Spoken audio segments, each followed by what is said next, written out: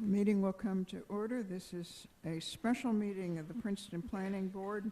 It's Thursday, September 28th, 2017, and the opening statement is as follows. Pursuant to Section 13 of the Open Public Meetings Act, adequate notice of the time and place of this meeting has been given by prominently posting the sunshine notice of the Princeton Planning Board. Such notice has been placed on the official bulletin board at the Princeton Municipal Complex and by transmitting a copy of the notice to the Princeton Packet, Town Topics, the Times, Comcast Media, and by filing a copy with the Clerk of Princeton on the 6th day of September 2017. Could I get you to call the roll, please? Ms. Capizoli? Here. Mr. Cohn? Here. Ms. Carmiller?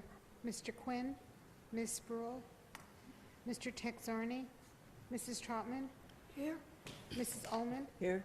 Mrs. Gunning? Here. Mr. Williamson? Ms. Wilson? Here. We have a quorum. Thank you. We have a couple of announcements. Next week, that's October 5th, there's a regular meeting of the Planning Board in this room at this time. And on October 11th, there's a meeting of the Master Plan Committee at 9:30. That will be in the community room down there. Do you want to say anything about that, Ms. Ullman? I'll only repeat what I said the last time we met. There will be two items on the agenda for the master plan. One will be the question of whether the West Drive issue should remain in the circulation element. The second will be the 2017 re-exam. You received the draft of that, I think, in the from Lee this week, and I urge you to read through it. It's a very interesting summary, not only of where we've been, but significantly where we want to be over the next decade. So that's the draft. We will hopefully have an hour or more to consider that, and with luck, we will be able to propose it either by the end of October or early November for final approval. Okay, thank you very much. Anyone else have any other announcements? Anyone? All right. You should have gotten a set of minutes of the special meeting of June 29, 2017 by email. And these were the ones that were pulled and revised from the last meeting. Did anyone have any comments, questions, corrections? Anyone? Okay. I will move to approve. Let me just make sure. Yes, you were present at the meeting. Can I get a second on that? I'll second. Okay. Moved by Ms. Capizoli, second by Ms. Ullman. All those in favor? Aye. Opposed? Carried. All right, that brings us to the first hearing of this evening. This is 20 Palmer Square East, LLC. This is a continuation from, let's see, I guess it was August 3rd of this year, and this is the third time it's been before the board. This is a major site plan. It's block 20.02, lot 70. And I'm going to ask our attorney if she would go over what we are going to do this evening. Certainly. The procedure for tonight's meeting will be as follows. The staff will be asked if they have any comments they would like to provide on the application and the testimony they've heard. The board will then have the opportunity to question staff. We will then allow counsel for the applicant and the objector to ask the staff any questions they may have. It'll be then open to public comment. Counsel for the applicant and the objector may then present a short summary of the points they'd like to make. We'd ask they stick to 3 or 4 minutes each for their summaries, and then there will be board discussion and voting. I'll also note that one of our members, Mr. Cullen, was not at the last meeting, but he has reviewed the tapes and has signed the appropriate certification and is eligible to vote tonight. Okay, thank you very much. And maybe we should begin, as Ms. Casey has outlined, with the staff comments on this. And what I'll do is perhaps swear all our staff who's here tonight at one time. So that would be Mr. Bridger, Mr. West, Mr. Sola, Mr. Stankus. Gentlemen, if you raise your right hand, you swear affirm your testimony this evening will be truthful. I do. Thank you.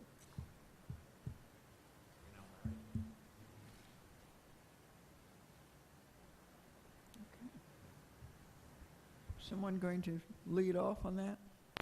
I'll start off with the question came up as to the height of the finished floor, the amount of exposed area from the bottom of the finished floor to the average outside grade. And I did that calculation, and I did include the window wells. What I did exclude were points of egress. So where the elevator is, that's not part of the average grade. But the number I came up with, I at the time didn't know what the elevation of the bottom of the floor joist was, so I assumed 1 foot and came up with an average of about 2.1 feet, so far below the 4 feet that's required.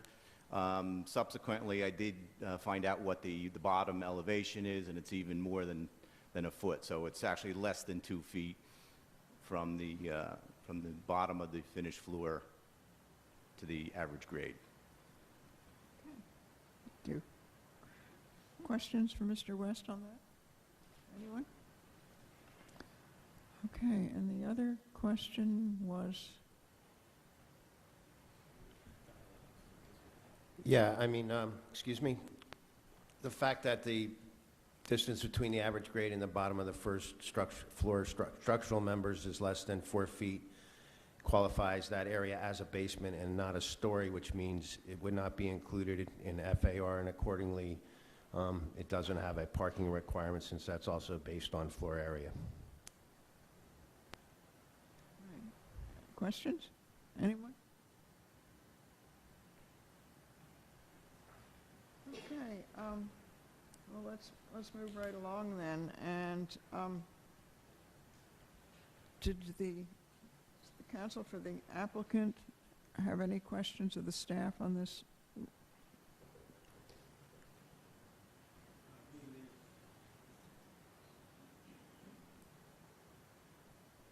There we go. Good evening. Rich Goldman of Drinker Biddle for the applicant. No, I think that was the only sort of issue that had been left with a question mark. So I think Jack and Derek have hit the nail on the head, so we have no further questions. Thank you very much. How about the counsel for the objector? Do you want to come forward?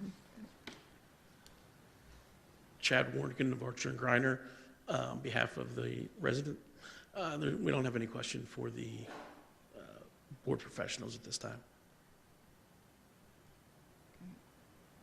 Did you also have any further comments on the traffic while you're here? Or are you going to do that later? We didn't have any further comments on the traffic. It was just, we'd asked for the opportunity to make a closing statement at the end. Okay, fine. Thank you. All right. Since we moved along to the part, we were in the public comment period, I think, when we closed last time, and it's our custom whenever we have a meeting, if we can include public comment, to do it. So is there anyone here who wanted to comment who didn't get to speak last time? Yes. Did you speak last time? Would you come forward, give your name? My name is Dudley Soprell. I live at 131 Victoria Mews. That's within the Palmer Square complex. Mr. Supro, we just need to swear you in to the event you give any testimony tonight, so if you would raise your right hand. Well, I'm not going to give testimony. I'm only wish to make a couple of comments on what I've heard. Well, far. Mr. Supro, it's the board's practice to swear everyone Yeah, in. that's because fine. Sometimes a comment can veer into testimony. So if you'd I'll raise be your right happy to hand, do that. do you swear or affirm any testimony you give this evening will be truthful? I swear that the testimony that I may give this evening will be truthful. Thank you.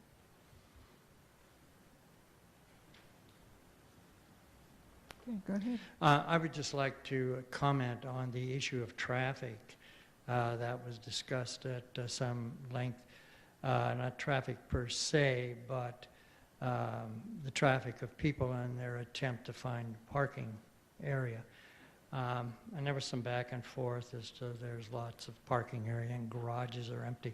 I went out the other night, a weekday night, which would be prime time for the contemplated business. And I found garages full, all street places taken. So I just would hope that the board would consider that the issue of parking in the downtown is already a very serious thing, and it creates a lot more people roaming around looking for parking, creating more pollution, and having to go out into the surrounding neighborhoods. The other thing that was not discussed, I was not at the first meeting, and maybe it was addressed there, is the question of odors coming from a brewery. And the brewery operation apparently is contemplated will be similar to what it is now. But the proposed location of the brew pub is in a much more concentrated area with a lot more people dwelling in close proximity. Does not have the features of an alleyway or open area behind, which odors can be dissipated. I lived once in the neighborhood of the Corona Brewery in Mexico, which is somewhat larger. But, however, breweries emit an odor, which at first is rather pleasant. But night after night, particularly when the air is still, they can become very heavy and very obnoxious. So I just hope the board will take those thoughts into consideration. Thank you. Thank you. Is there anyone else who'd like to speak? All right, seeing none, I think this is the point at which the counsel for the applicant and the objector can do their summing up. Do you want to start, Mr. Goldman? Did you want to start with the summing up? Which would you? All right. I think it's Gail, your place then. Ms. Ullman, could I just quickly ask a question? It's really for the parking consultant. I don't believe this was discussed at the last meeting. It's something that I would have asked if I had been able to be at the meeting. In terms of the existing parking that was provided at the post office building, I believe that the loading dock area was de facto employee parking spaces those times of the day when it wasn't used for loading the mail trucks, which would have been early in the morning. But during daylight hours, it was generally used as employee parking. And I'm curious whether you considered that in any way in terms of the analysis of whether we're actually reducing the parking spaces by removing that loading dock and enclosing that as the new front entry.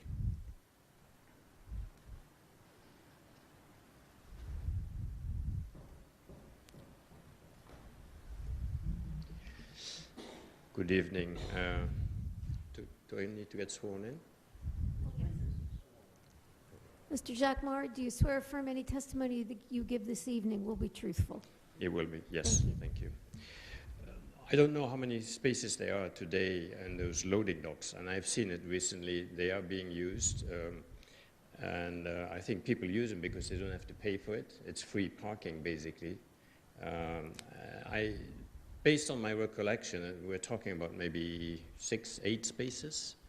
So we have not taken that into consideration. In the future, I think those spaces, that parking, yeah, there you can see it, that parking will not be allowed. I mean, this, you go there, and I was there recently at 8 o'clock in the morning, and it was full. Those spaces are full. I suspect people know that they can park for free there all day long, and they take advantage of it. So that's a small number in terms of the overall parking. I think the parking surveys that we did, the parking surveys that were done by your consultant, even though when they did their surveys, the parking garages were marked as being full. As I mentioned last time, we went back in July, and there was, every time we were there were between 400 and 500 vacant spaces in those 3 garages. I was there this evening. I parked in a municipal garage on the upper level, just to see. There were basically the 3 upper levels were vacant in the Spring Street garage. So I think unless there's a big event in the Nassau Inn, and it has to be a very big event, there's always parking there during the evening hours. Okay. It's Rich Golden. One other point I wanted to clarify. As it turned out, when we began this process, we learned that those parking spaces in the loading area actually were on public land. So the post office had just been using it that way for 50, 70 years. Technically, that was public right-of-way. And so when we began our process, we said, well, should we continue to use this, or, what's the view of it? And the community's response was, well, no, now that we know it's public right-of-way, we want to widen the street and, finish it off. The other point is that although people are parking there now and have been for a couple of years, they know the post office is closed. Mm-hmm.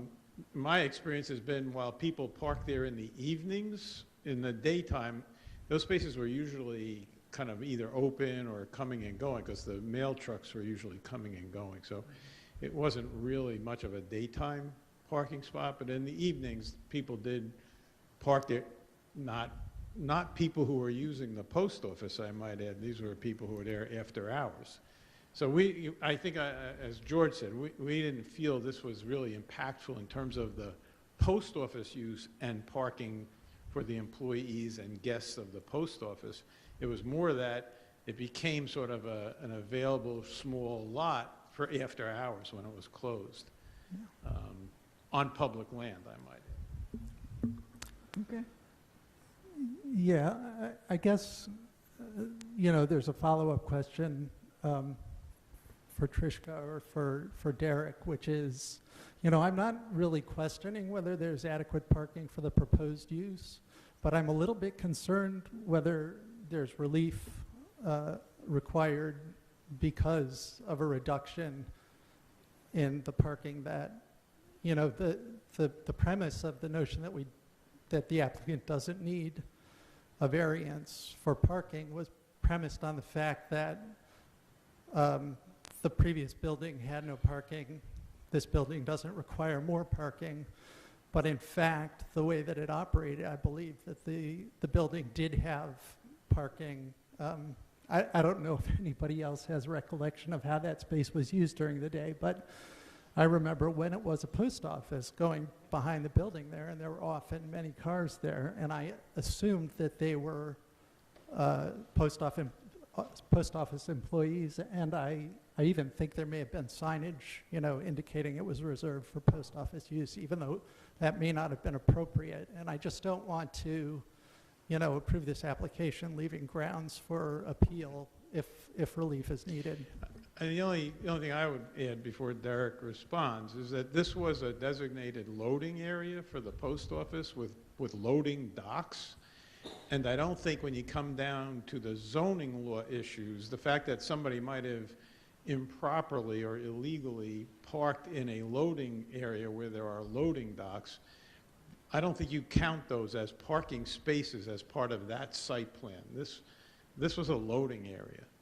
Now, yes, it's true that some employee, if they knew the trucks were out for the day, they might pull in there, but it was not a parking lot. It was a loading area, and these were not designated parking spaces for this use. Okay. Okay. Any other questions? Anyone?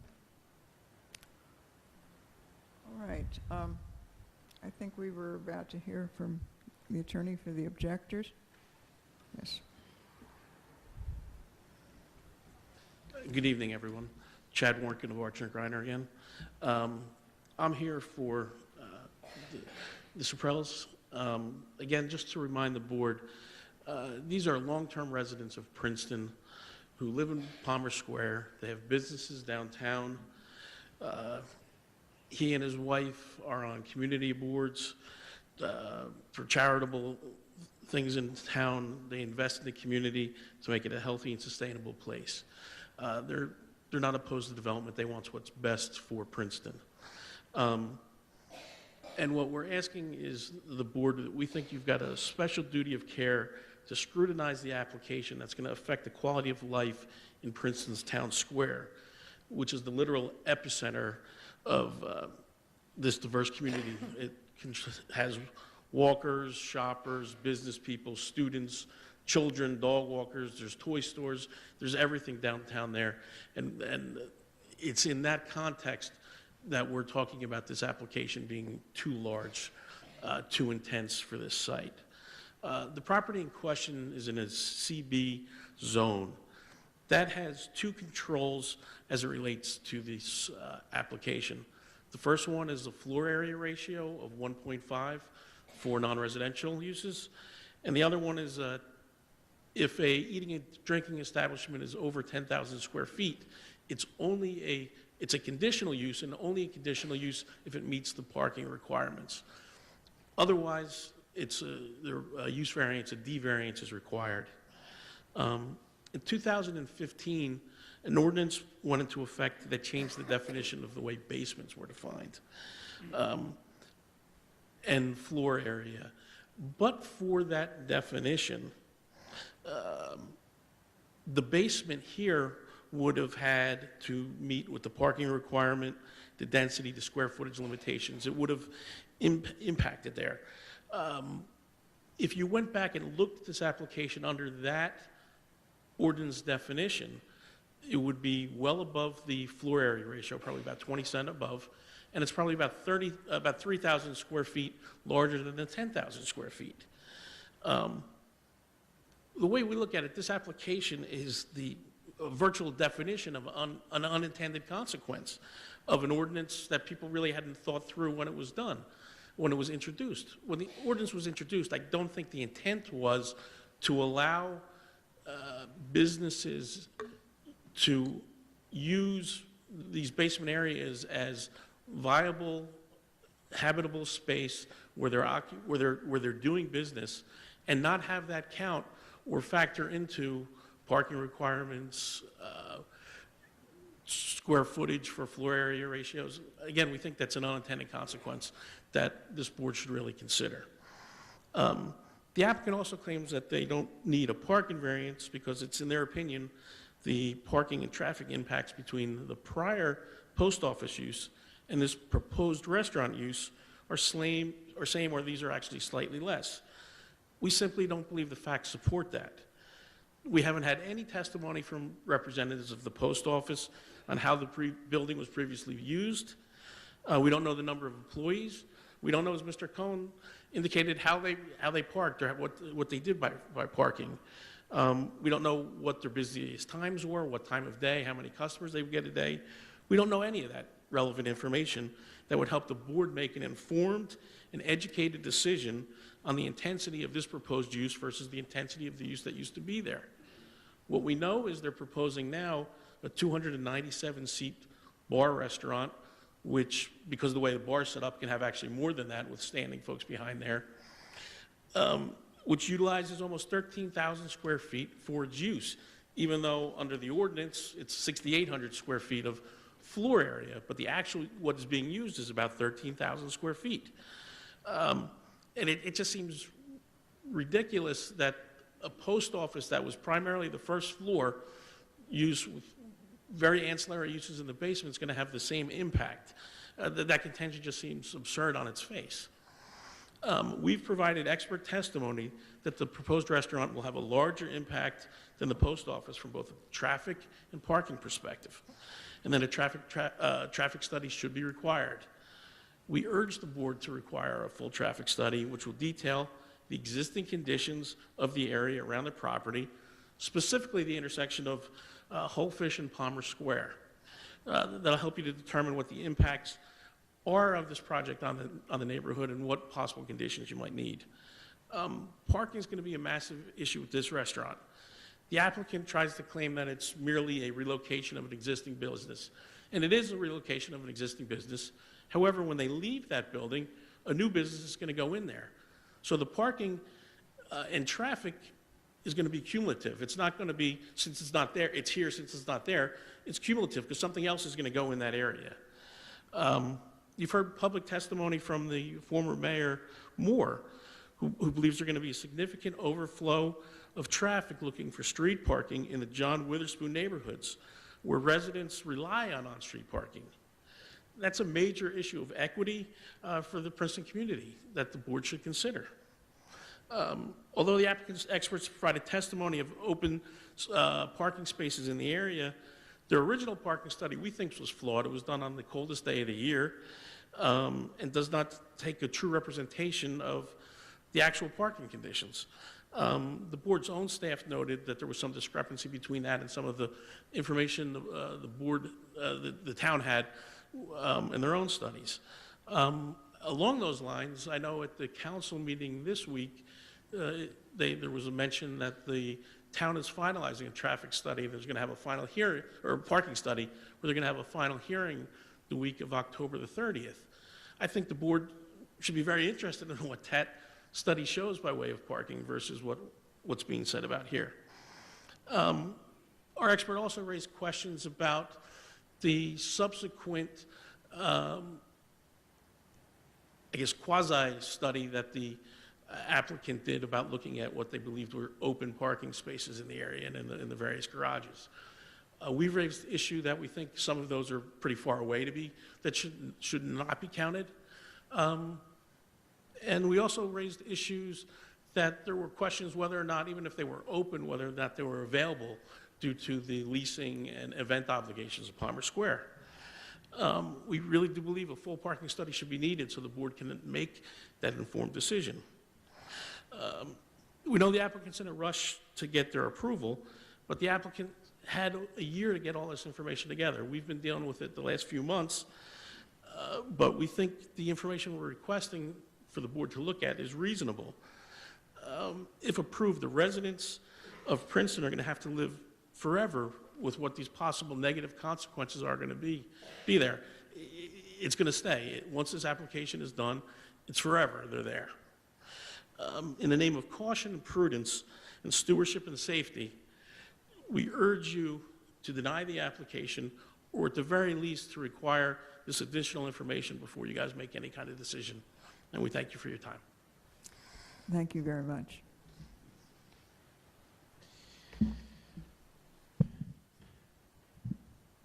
Well, I agree. We have been at this for a long time.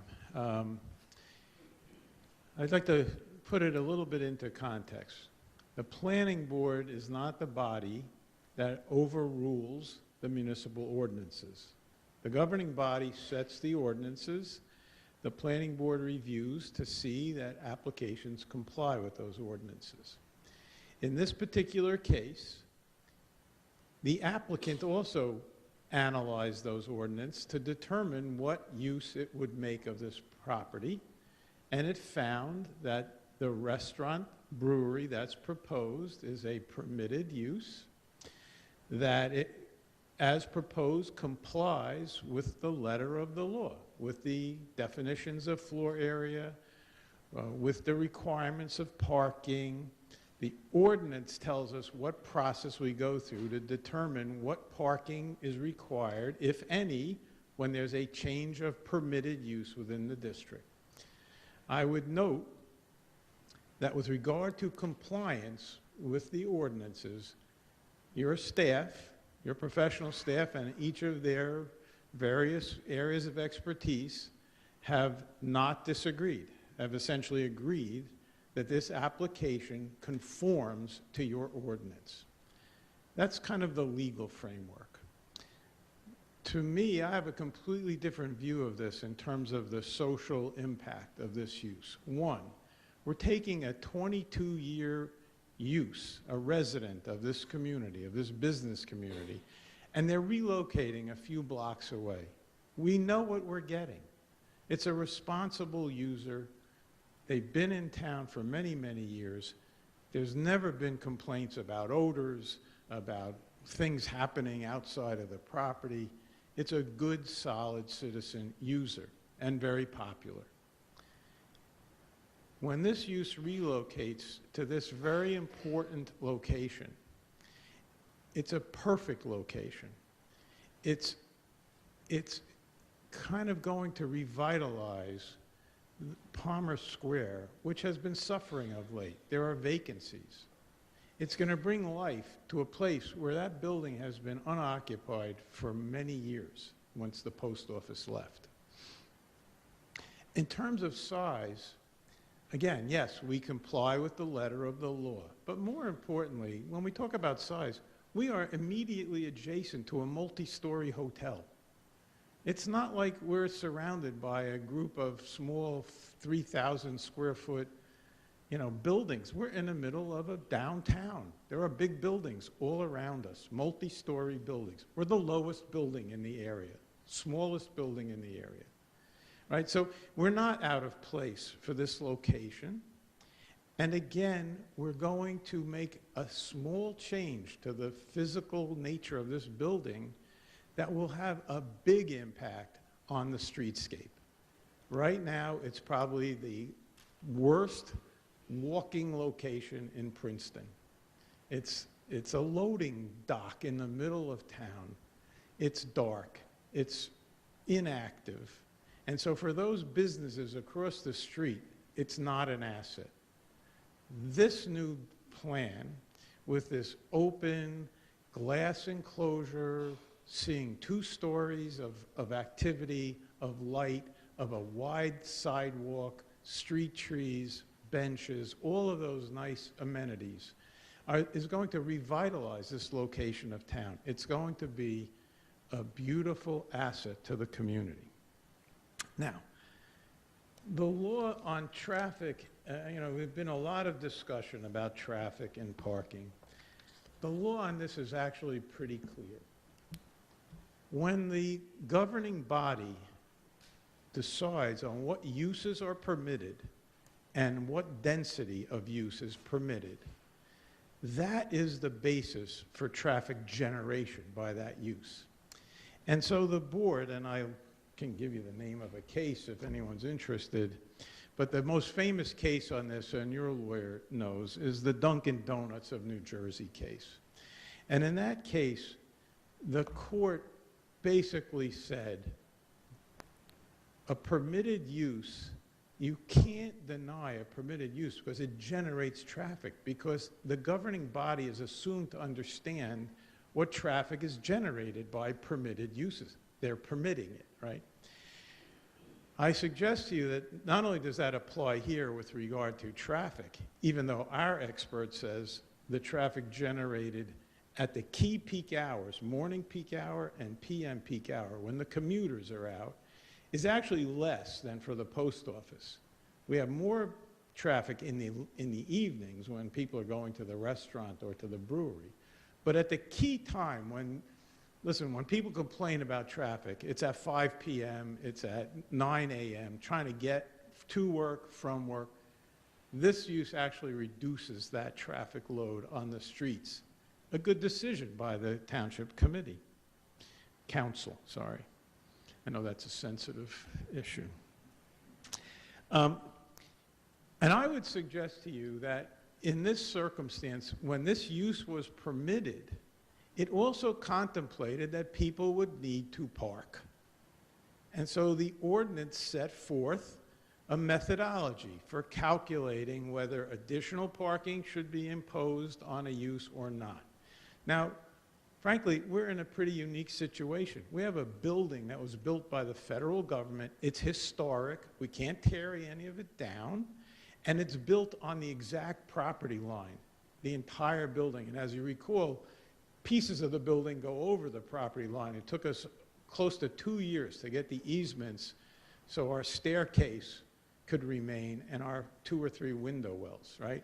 We have no place to build parking. This is not a suburban facility where you can build a parking lot.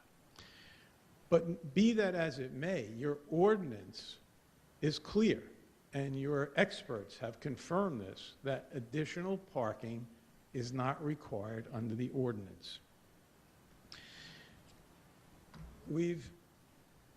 As you know, we've reviewed all of your professional reports. We've gone through this on the record. We had no objections to the issues. We did mention that with regard to the long list of recommendations from the Environmental Committee, we would accept those as recommendations, but we represented to you then, we can't do every single one of those.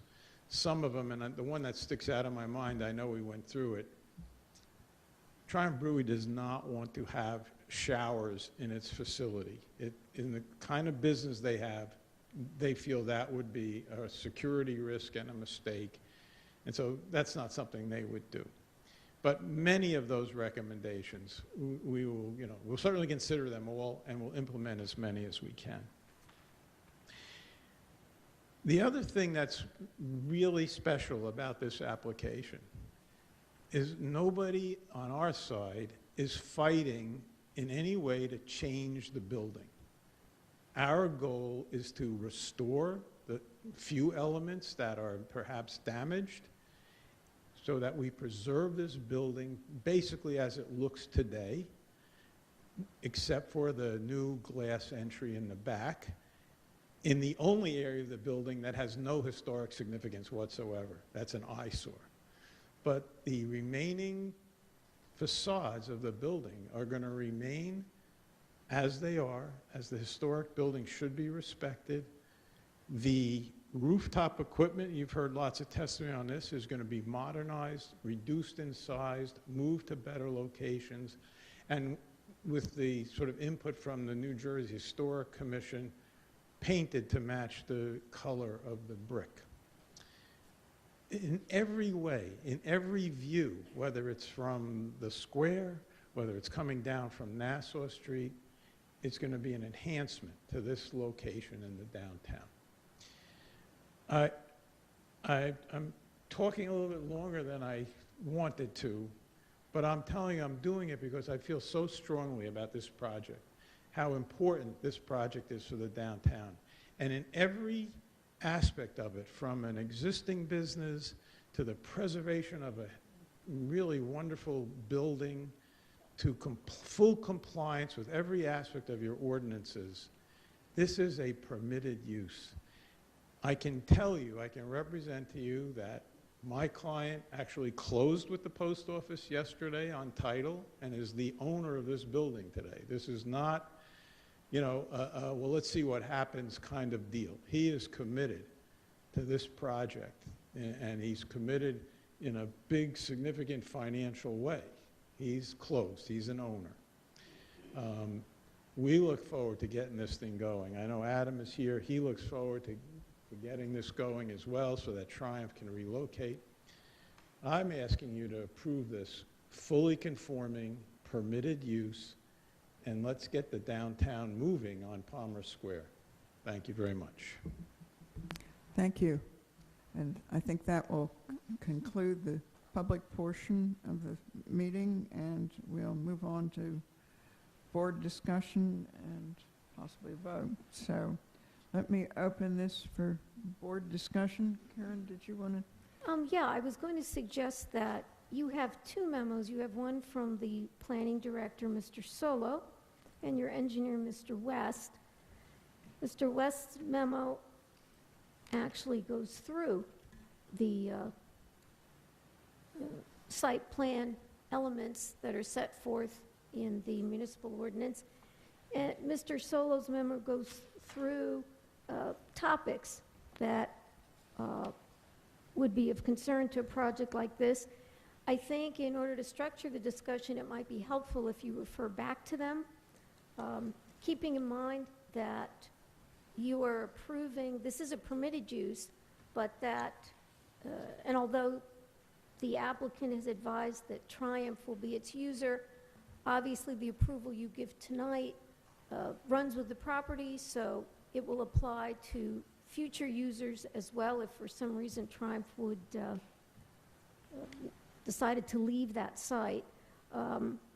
Mr. Goldman has cited a particular case to you, Dunkin' Donuts. I don't disagree with his interpretation of that case. The only thing I'll add is that what the court directs is that the board can condition an approval, but that a denial based solely on the fact that a project is going to generate traffic when it's a permitted use is something that our courts feel the governing body must have taken into account when they permitted the use in the zone.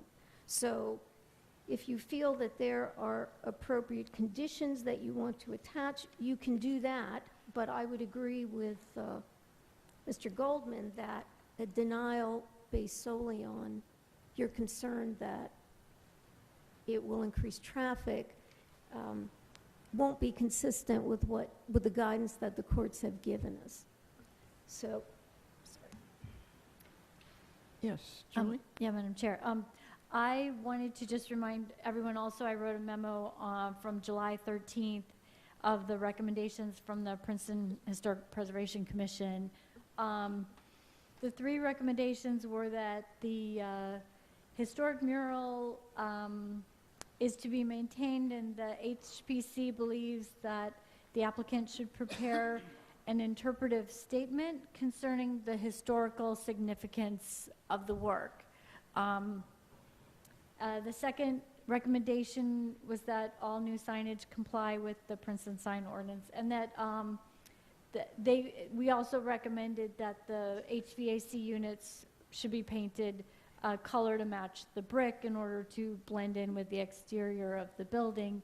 There was also discussion about planting a few extra trees along the new entrance side just to kind of create a kind of greener, more inviting space. Thank you. I think we all got copies of this. I wanted to ask staff, I think there was a question about the Palmer Square Nassau Inn sign last time. Is this something that's been resolved? Are you? I don't think it's been resolved. We did review our files. We have not yet been able to locate any prior approval for that sign. I can also tell you that we were not contacted by the Nassau Inn representative since the last hearing, so we don't know what their view is. I see, okay. You all have Jack West's memo in front of you. I think there were some definite recommendations. One of them is the same as Ms. Capozzoli's, that 2 street trees should be added to Palmer Square South and 1 street tree to Palmer Square East. Then there are other definite things, such as adding bike racks, replacing the handicapped ramps on the crosswalk at Palmer Square East to something that's ADA compliant. Mr. West asked that be a condition. And I can note, we agreed with all of the recommended conditions. All of them? Yeah, well, you're talking about Jack West's memo, from Yes. Jack's memo. Okay, the LED lighting, the owner maintaining the proposed street lights. Yes. Yes. So, do you have others on that? Mr. Goldman, previously, I guess at the last hearing, there was a lot of testimony about the trash collection. Yeah, so. And the applicant agrees it cannot be left out on the street. Correct. I think as Adam's team testified, they will actually bring the trash out in the morning on trash pickup days, and they will, if there are cans, they'll take the cans back in. If there are bags, which we think might be better, you know, that they'll be gone. But yes. Any other ones? All right, and then the board also has Mr. Solo's memo, that's June 29th, in which he lays out a description of the application consistent with his testimony. He reviews the circulation and parking, the review of stormwater, landscape and lighting.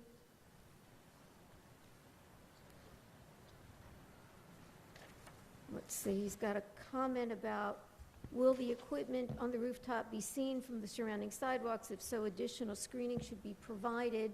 I know there was a lot of testimony about the HVAC units. Is it going to be visible? The HVAC units will be barely visible. There may be a couple of views where it might be, but the testimony, if you recall, was if you added screening as compared to just painting it the color of the brick, the screen wall itself gets higher and closer to the end wall and becomes more visible. So you're essentially accentuating, you know, the potential of visibility. Whereas by keeping the equipment as far back from the parapet wall as you can, shifting it over, if you remember, we shifted it over coming down the hill to the right, so you weren't looking at it, which is one of the most visible places would be from the top at Nassau Street coming down the hill. But by shifting it over to the right, you actually eliminate that view substantially. So the idea was, and the Historic Commission, when they looked at it, also agreed not to put the screen wall up, which will be more visible, but paint it the color of the brick, put it in that location we've proposed. You know, it's actually going to be smaller than the equipment that's there today, and much shorter, so much less visible. And I think the Historic Committee, when they looked at it, agreed that that made sense. Let me just ask the staff. Lee, you had suggested that a written trash recycling and delivery plan be a condition. Do you still feel that that's necessary? They've given testimony on that, so I think that would be sufficient. Okay.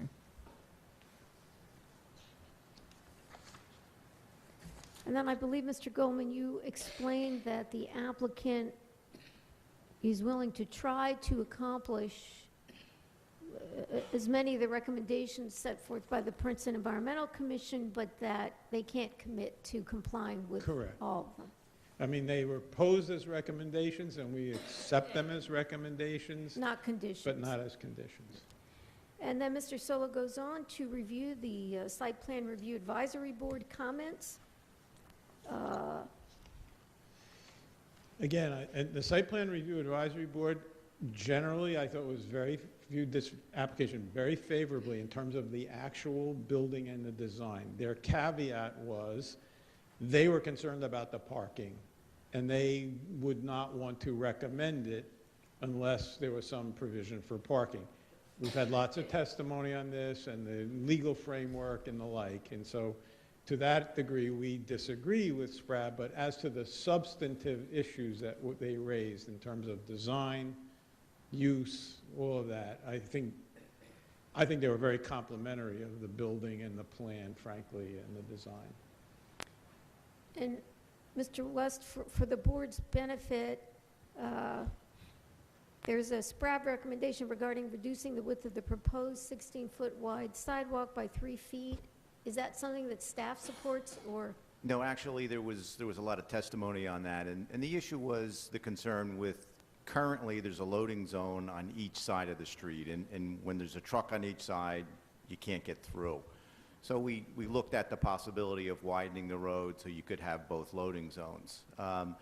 Subsequent to that, we met with the municipal engineer and traffic safety officer on site and looked at that it wasn't desirable to leave that as a loading zone up against the front entrance, and that the loading zone would actually be on Palmer Square South.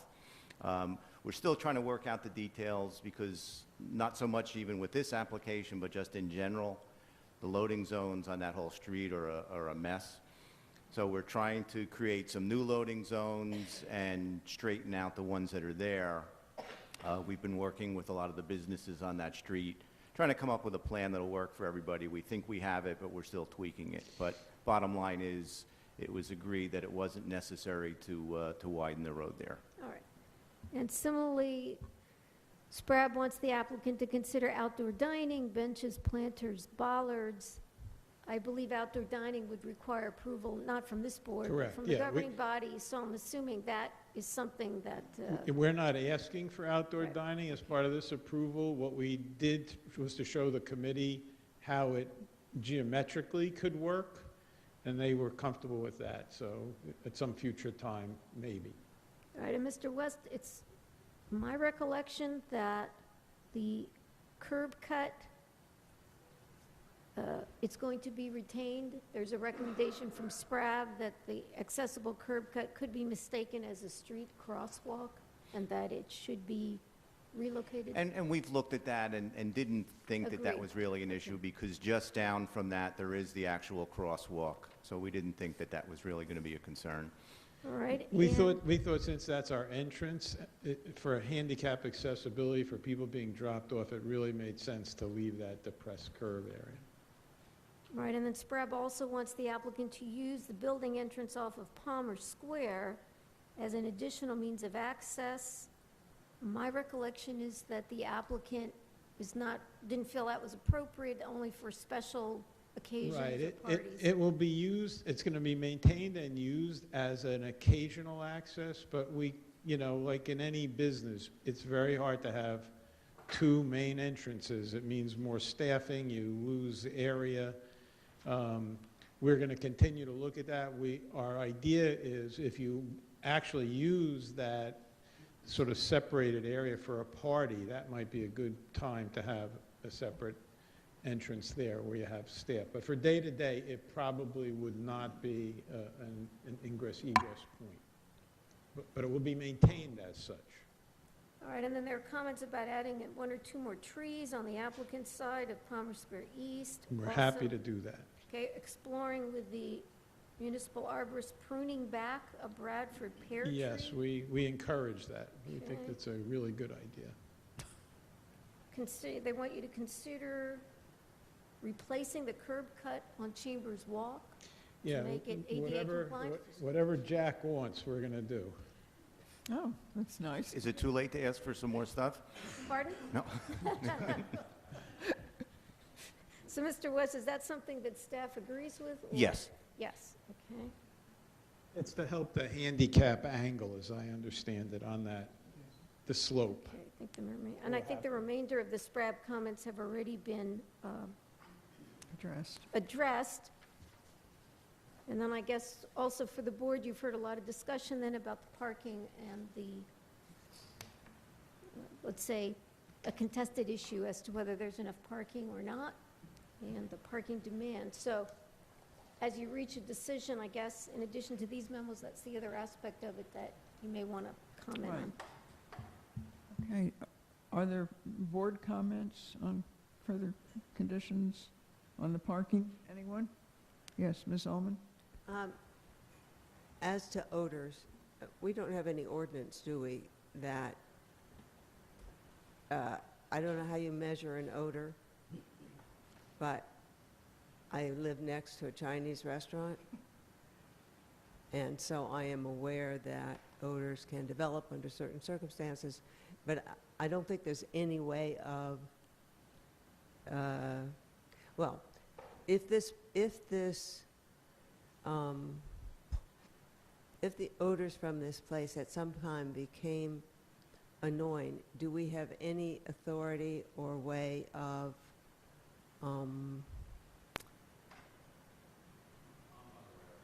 none?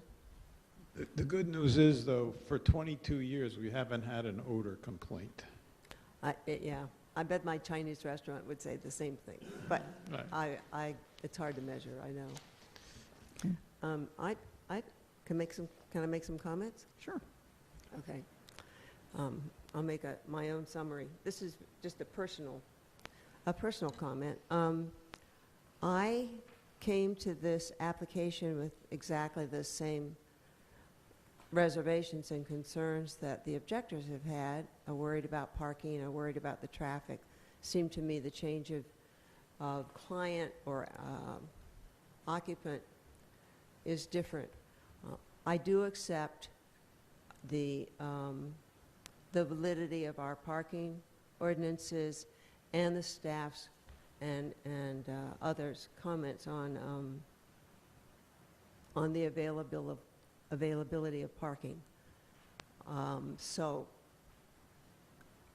I have to say, at my gut level, I still have some skepticism about this, but I do believe that we are acting with full support from the law and the municipal law and the staff. I'm very impressed by the care and meticulousness that the applicant has taken in both preparing the dossier, hitting all the committees and organizations within town, the care to maintain this building. It's hard to think what other use this building could have had that would not have involved a great number of occupants in some way. It would have to be a restaurant, or it'd have to be abandoned, or something would have to happen. I think that this is, I think that the dossier persuaded me that the applicant is doing all the things they can to make this an appropriately useful part of our sort of vibrant downtown. I do think we need to keep our eye on any other vibrant applications that come in over the next few years, because I do think at some point we are going to have a parking and traffic problem downtown. But that does not discourage me on this one. I think it's a nice application.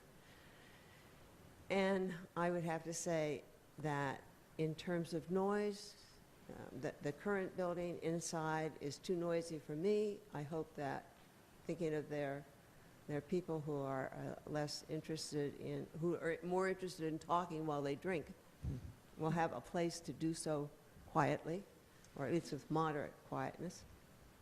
But I think this is a good plan. Okay.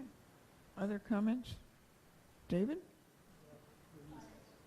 Oh, Louise? Agree with everything that Ms. Ullman just said, and I appreciate moving to the topic of vegetation. Very much appreciate the willingness to add street trees. I assume it's up to staff and the landscape committee to weigh in on what type of trees and whatnot, but I hope that we're talking native species, Sure. the trees as well as the ground cover. Certainly. And when you're looking at street tree technology, if you will, I would encourage you to look at options that accept and help to treat stormwater. There are some really, really interesting, very effective stormwater tree pit, tree trench Sure. type things. And there's a new, staff probably knows about this, but Association of City Transportation Officials, a new urban street stormwater guide that has very good, very specific guidance about Green Street, specific Green Street technologies, including tree pits. So if that turns out to be an option, I think that'd be very cool, because it might end up being something that people around the rest of the town use also. Yeah, that'd be great. Okay. Anyone else? David? Yeah? Yeah, I don't want to be repetitive either. I do think it's a really attractive application. I love the preservation aspects. I agree that the traffic is not an issue, that the increased traffic is going to be at times that are not peak hours for traffic in town. I think that Triumph is a fantastic community asset, and so, you know, I'm very happy about them being in this location. I do still have that niggling concern about the parking, and we've heard from the applicant's attorney that he feels comfortable that there's no relief needed. I would like to get a comment from staff or our attorney just to agree that if in fact those loading dock parking spaces were not legitimate, were not designated parking spaces, that we're not in a situation where we need variance. Mr. Bridger, when you did the analysis initially to compare the parking generated by the post office use and by the proposed use, did those 6 to 8 parking spaces I'll rephrase that, those 6 to 8 spaces that were in the loading zone area, was that part of your analysis? And maybe Mr. Stankus can also respond. The reason that they weren't, because they're not on the subject property. The ordinance requires that parking be on the lot that it pertains to, or that it be deed restricted if it has to be within 400 feet. So it wasn't on their lot, and it wasn't clear that, obviously now it looks like parking, but before it was a loading zone, and I didn't think it was parking that was attributable to this lot, and I didn't consider it as such. And Mr. Stankus, when you reviewed the applicant's materials, were those 68 spaces anything that you were considering or part of your equation? The spaces in front of the post office, I didn't really, I really didn't give that much weight in light of the number of available parking spaces that Mr. Jacquemart's report cited. And again, there's been some discussion about, whether the observations were conducted in February. Subsequent observations have found open parking spaces, and I know there was also some talk about whether some of those spaces are too far. But in general, the downtown area seems to have enough parking available that the dozen or so spaces on the side of the building are not a real major factor. Mr. Cohn, does that address your inquiry adequately? I think Derek's comment is the most apropos to what I'm trying to get at. So, okay. Anything else, Mildred? Did you want to say something?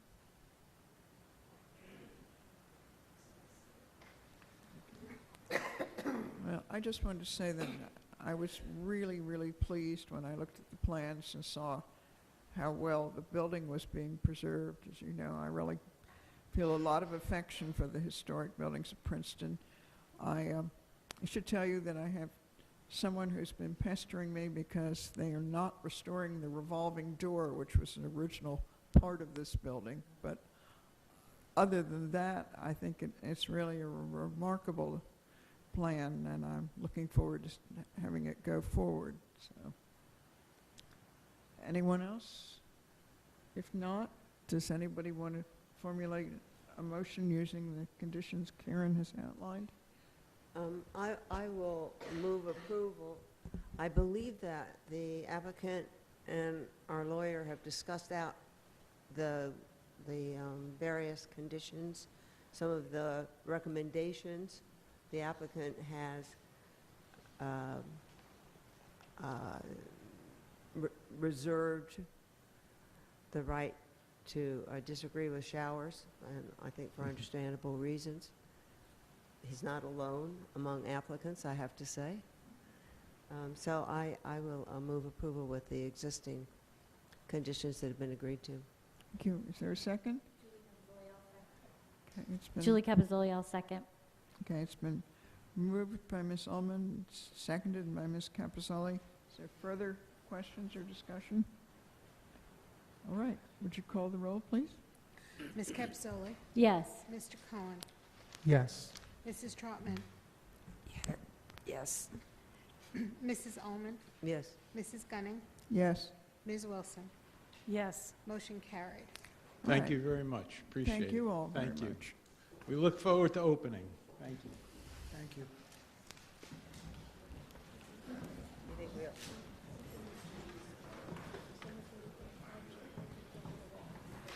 Delighted, absolutely delighted. Okay. Would you all like a 5-minute break while the next applicant sets up?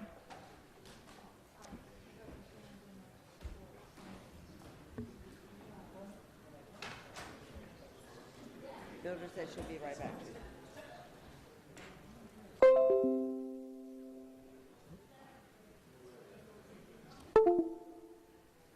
Sorry. I didn't realize I was,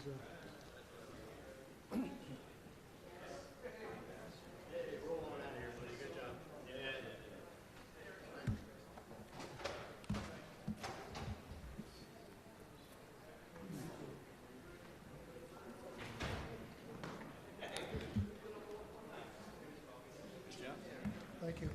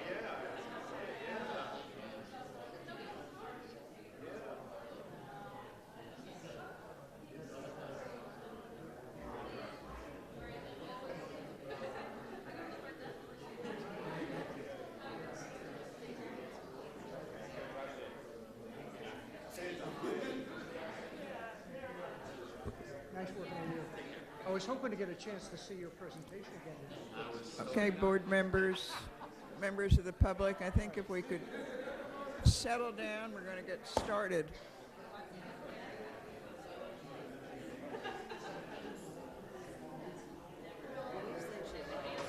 What?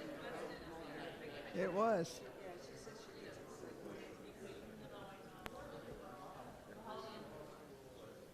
You leaving now?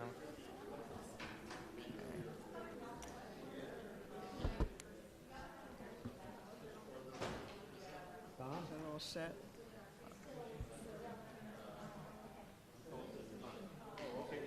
What happened to Chris?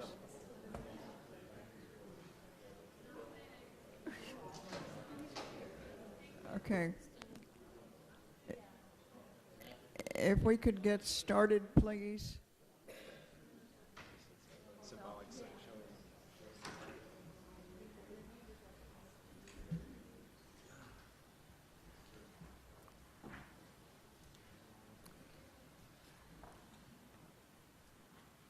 All right.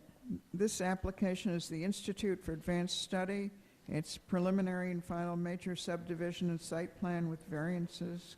Goodall Lane off Maxwell Lane and Stonehouse Drive. It's block 10401 lot 3, block 10501 lots 2, and 2.09 to 2116.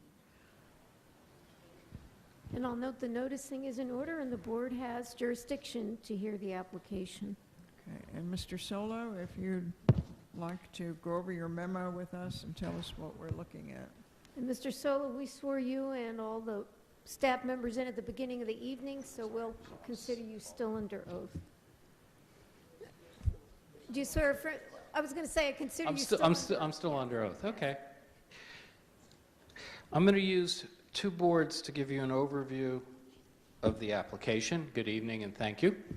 As you may or may not recall, I think most of you were here, the IAS, Institute for Advanced Study, received approval to construct 15 residential units and a cluster layout of 8 townhouses and 7 single-family detached homes on approximately 21 acres of land in 2012. In 2015, they returned with a plan that amended and modified the subdivision portion, and some lot lines were adjusted to eliminate encroachments into the DNR Canal Commission stream corridor buffer. Construction started on that approval in 2016. Utilities were put in, the proposed road was put in, and actually if you've been out there you'll notice some of the townhouses are in there. What I've done is, this is in your packet, it's sheet CE2, it's the existing condition survey labeled, and I've also labeled it as PB1. This was what was approved in 2015. Let me orient you. The Institute for Advanced Studies main campus is off the map way up here. At the top left, this is Maxwell Lane. Mercer Street would be all the way over, as my back is to you, but to the left over here. Princeton Battlefield Park is down here below the site. So they've constructed this new cul-de-sac that's called Godell Lane. They are constructing the 8 townhouses that are at the beginning of it on the east side of Godell Lane. 7 residential single-family lots and a cluster were proposed. Many of you may remember there was a lot of discussion about the historic buffer. There's a dashed line running through here, the site, that shows that 200-foot buffer. It was not being disturbed. A little bit harder to see. It's very light, but I'll trace it. This was the detention basin. It's been constructed, and that was the existing site. Just so that we're all familiar with, that's what was approved. And you'll notice in some of the reports, we refer back to the prior approval, so I wanted you to understand what it was. The changes, which I'm going to go over in a minute, are fairly substantial, so it's really coming to you as a new application.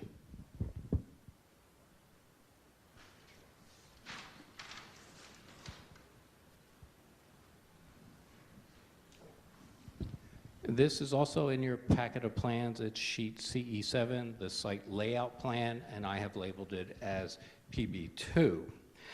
As many of you are aware, there was some litigation involving this approval. Currently, there is an appeal, the lower court ruling, which found that the board's approval was upheld. That's on hold pending a settlement, as I understand it, and this plan represents that settlement. That settlement is between the Institute and the Civil War Trust. We're really not a party to the settlement, as I understand it. Is that correct, Karen? That's correct. So let me talk a little bit about what this new application does. And unfortunately, I don't have two boards, but if we need to, we can interchange them. If you recall, on the west side of the road, this is the area that wrapped around where the single-family homes are. They've all been eliminated. The detention basin has been moved up to just about touching or close to the road. And then what they're proposing is 8 townhouses on the east side, lining up so that all the development would be on the east side, with the goal of moving more of the development away from the Battlefield Park. What they've also done is they've added an additional lot, Lot 3, which is here. There's a house at the end of Stonehouse Drive. That lot's about 1.12 acres in area, and it's being added to the development. The dwelling will be removed, so we still have a net of 15 homes, even though it looks like there are 16, but they are removing one, so the net remains the same. The detention basin, again, gets relocated. That's about 100 feet to the east. It will be reconstructed according to the previous approval, so all the plans for the previous approval were incorporated in this one. I'm sure you were surprised when Jack's report was a little lighter than usual, and that's because it already had gone through all that review, and this basin is in compliance with the municipal ordinance based on the prior approval. So what this does is it moves everything further away from the battlefield. It does push these new townhouses, or portions of them, into the DNR Canal Stream Corridor Buffer. But that, again, that's the settlement to the litigation, was that trade-off.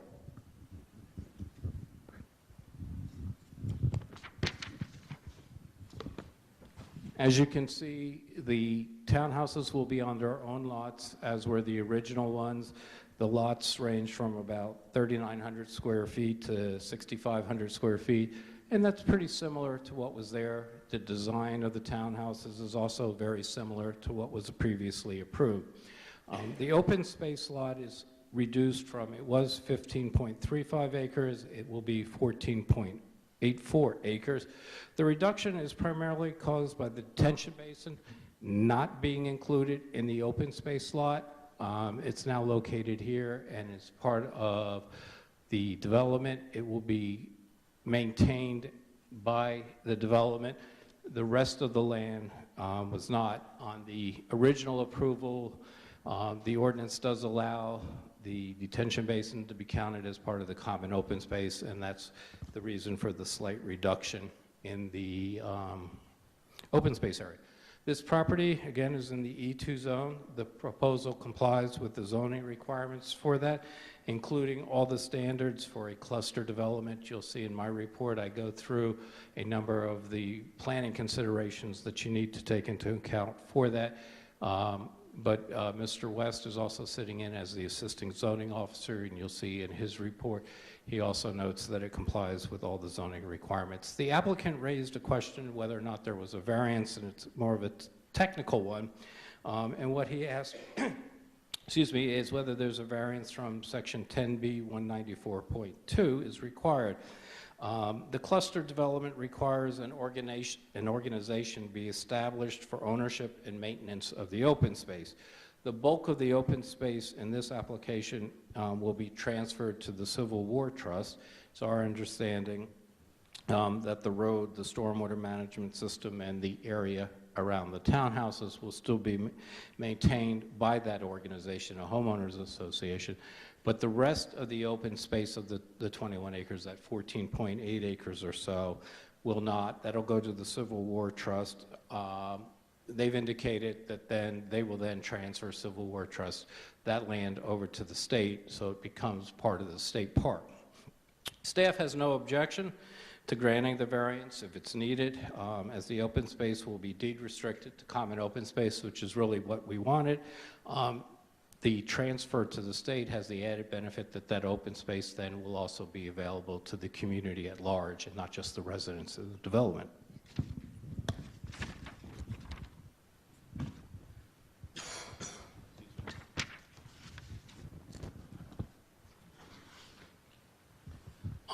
We've also put in front of you, Mr. West and myself went through the 2 prior resolutions, and we can talk about that maybe towards the end of the evening when if we get that far to talk about conditions of approval. But those conditions that we believe from the prior approvals that you should consider, they're things like we had required all construction traffic using Maxwell. Seeing how it's a new application, we think that should continue. And you'll see a number of those like that, but we could talk about that. By way of this plan, 29 additional trees will be removed. The total plan now, revised plan, calls for 37 additional shade trees, 97 evergreen trees, and over 251 shrubs. There is not a planting plan for the little cul-de-sac. We've asked that the applicant provide that. And we have our standard condition that you may want to defer to the landscape subcommittee, that final review of the cul-de-sac, as well as the entire site, just as a final once-over. There's also a comment from, I think we'll get to it, I think it was from PEC or maybe been Shade Tree. We now have a new invasive species list, so we'll take a look at to make certain that we all the trees comply with that as well. I wanted to point out that under the prior approval for the construction of the road, the board granted a waiver for providing streetlights. The road has been constructed that way. We assume that that would continue, and we have no objection to that as well. As I indicated earlier, and Mr. West can comment more if you need him to, the proposed stormwater management plan meets the municipal requirements. What I'd like to do now is just briefly summarize some of the comments we received from the various advisory boards. First is the Princeton Environmental Commission, the PEC. They supported the request for the variance if it's needed.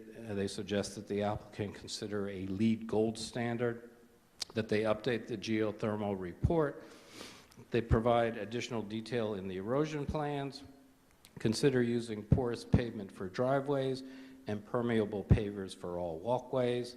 They've asked for additional vegetated buffers to treat stormwater, to coordinate tree preservation with site utilities.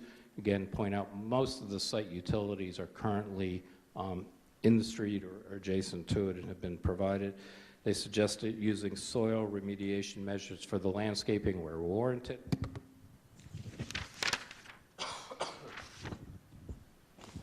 They've asked the applicant to provide additional vegetated swales along the perimeter of the backyards for the townhouses to mitigate stormwater runoff, that the applicant develop a leaf management plan, that they develop a stormwater pollution plan for construction and maintenance.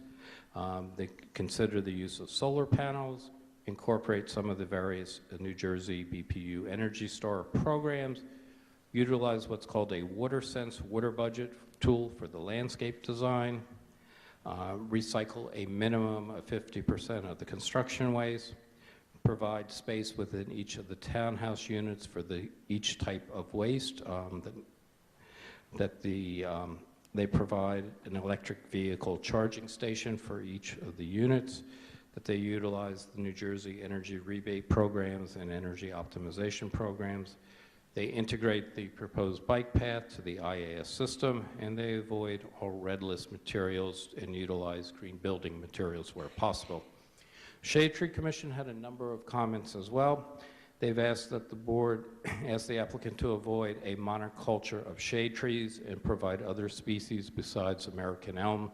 The plan calls for, I think it's 54 American elms along the drive.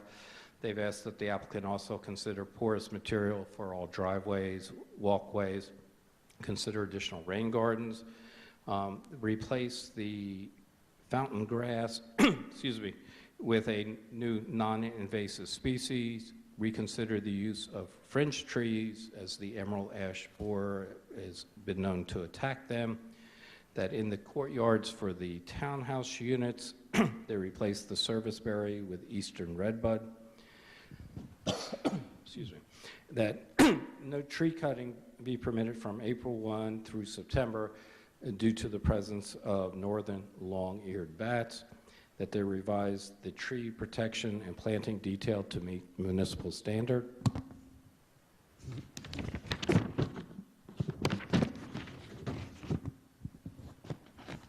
And SPRAB had, I think, 6 comments.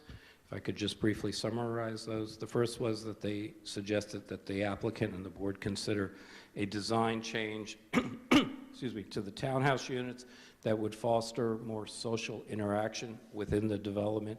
You'll note, I think they're really referring to all the number of garages that face the street, that a pedestrian entrance to the units should be more visible, that the walls between the units should be 6 feet high, that they eliminate the driveway spur to Stonehouse when the house is demolished. That's the driveway located in here going back to the house.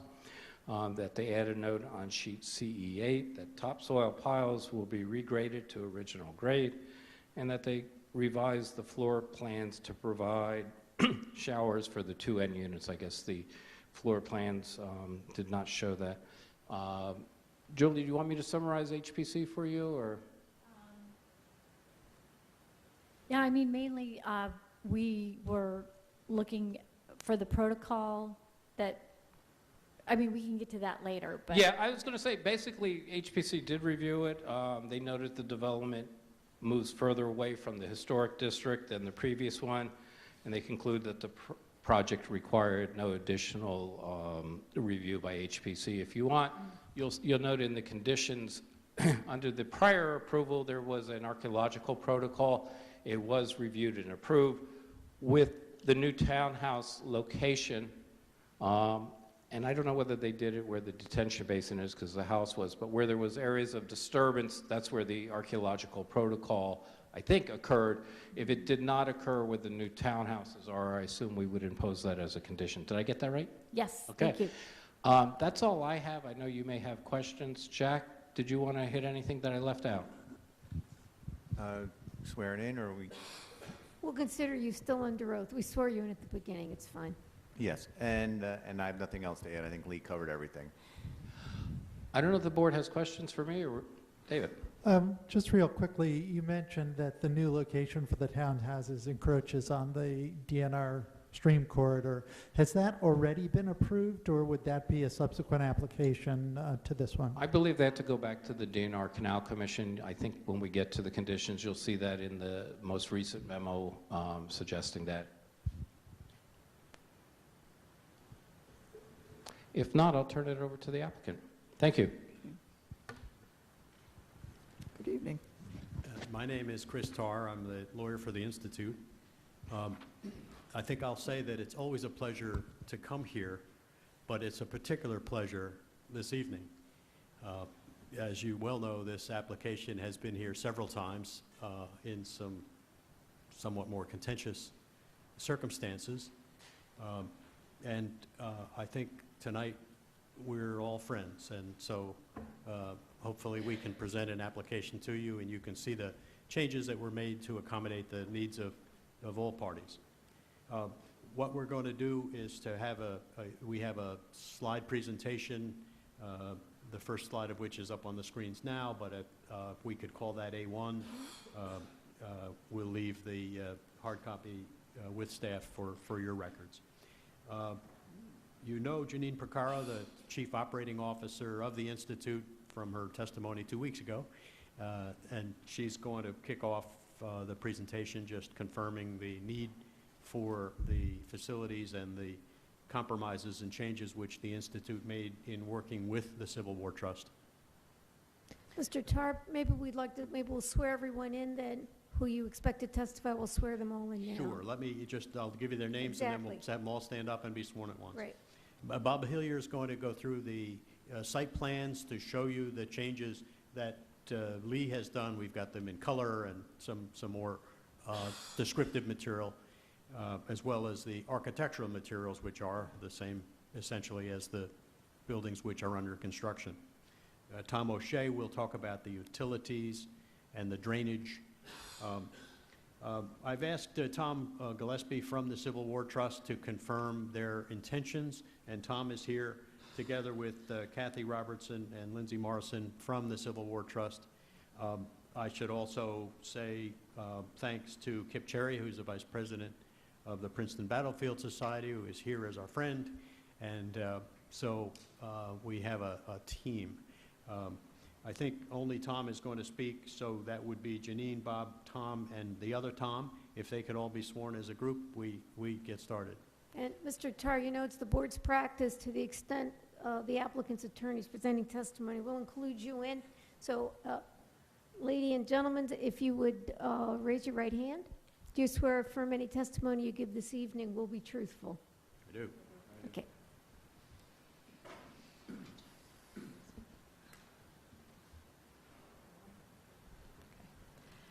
I want to thank the board again for the opportunity to present to you this evening. I'm Janine Percaro, the Chief Operating Officer of the Institute.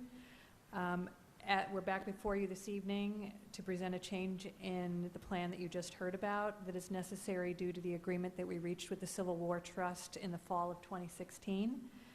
What is being proposed tonight is a part of that compromise agreement with the trust. We have agreed to replace the 7 individual single-family homes and the 1 current faculty occupied home with the 8 additional townhomes. This was done so that we could convey a larger contiguous parcel of land of acreage to the trust to be used to expand the Battlefield Park while still allowing the Institute to meet its current housing needs, current and future housing needs. We have a number of faculty retirements over the next few years, and that, coupled with the current vacancies that we have, makes these units critical to address our future and current and upcoming housing needs. Living on or near the campus has always been an important part of the culture and the experience of faculty life at the Institute, and these additional townhomes will help address that need. The approval of this revised plan by the municipality represents an important part of our agreement with the Civil War Trust, and it will help us move forward in the process to bring that agreement to conclusion. I'm going to turn the presentation now over to Bob Hillier, our architect, who's going to walk through the plan with you in more detail. Thank you, Jeannie. Good evening. I think the planner did a good job of describing the project, but I'll take you through it. Again, what you see on the screen right now is the original approved plan from when we first applied for this development, which has the 8 townhouses at the top and then the 7 single-family houses going around. And the road, as it has been built with cul-de-sac at the end. The house on Stonehill, you can see, is outside of the development in this diagram. Next slide. As you can see here, we have 8 units under construction at this point. If you went out there today, you'd find them all being a very bright blue because they now have the waterproofing applied to them. Next slide. This is the as-of-right plan as we are now submitting it today, and it shows the it shows the 16 houses, and now has up there in the corner the stone house house that is to be demolished and its driveway removed. Next slide shows the new layout, and what we've done here is as part of the settlement, but it also is what townhouses are about, which is how to preserve more green space and do less disturbance. And what you see is the original 8 townhouses on the left, and then another 8, which is composed of 2 units, a duplex at the far end, and then 6 units in a row in the middle of the complex. We this is a slope. I'm not going to call it a steep slope, but there is a slope there, which we don't have in the first set of 8. And in order to best manage that slope, manage the DNR canal buffer, and also minimize the disturbance, we put in 6 units in a row at that point. The road is still the same as it has always been and as it has been built, but the big difference here now is that the retention basin has been moved up and is going to be completely rebuilt, but in the same design as originally, but along the road. So what we now have is a set of houses that are looking out both the front and the back, really towards nature.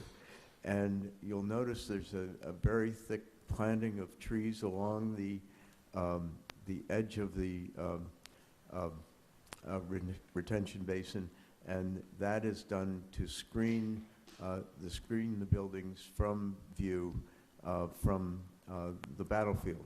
And frankly, as you know, that has always been the intention. So we've added trees, 37, as was mentioned by Lee, and we've thickened that whole tree line up so that you won't be able to see the houses once those trees have matured. Next slide. Quickly, these are the plans, the first 4 plans of the houses, and they're identical to the previous, the houses that are now being built. We did have an error in the drawings and have now corrected them and included the shower in the drawings.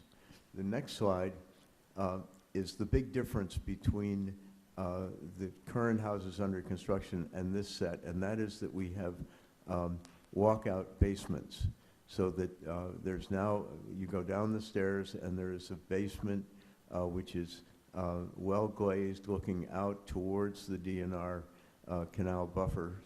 And you'll notice a stairway, a circular stairway coming down. David, can we go back one slide? I forgot to mention that so that there is immediate outdoor area off of the living room, we're building decks at the back of each house. And with those decks, we're also building a circular stair that takes you down to the terrace below. The terrace is basically the same footprint as the deck. And that's what you see there. So these are basements. The current houses have basements, but you can't walk out of them the way you can with these. And the dark brown area that you see in the foreground are the garages. Next slide. And this is the second floor, which is, they're all 3-bedroom townhouses, and it's the same format as we have in the current houses. As the houses are being built, we're seeing small details that we can improve upon in here, but they have nothing to do with the footprint or the site plan. Now, this is the current design of a set of 4 of the townhouses. And where it's been possible, and we're doing this on the new townhouses too, we're turning a garage or 2 sideways so that you don't have all garage doors along the street. And this is the project, the new project, which has the 6 units. And you can see over in the far right, there's a garage that has been turned so that we don't have 6 doors in a row. One thing that we've done, which was brought up by Sprab, was the fact that between the garages, you couldn't see the gates. The gates were set way back, and so what we've done is brought the privacy wall out a little bit, and the gates are now much more in the forefront and visible from the street. And this is the back elevation of the current houses that are under construction. The stairways, except on the end here, the stairways are pretty noticeable with the tall glass two-story glass window at the side of each of the 3 townhouses. And this is the 6 with the deck. You can barely see them, but the circular stairs are shown there off of the decks. And you can see it's exactly the same elevation, except that we've doubled the living room elevation to the lower floor, repeated it and copied it so that you have a nice walkout basement. And the side elevations are the same, and I think this is probably a good point to talk about the materials and the lighting. The lighting isn't that great. But, You have to use the microphone.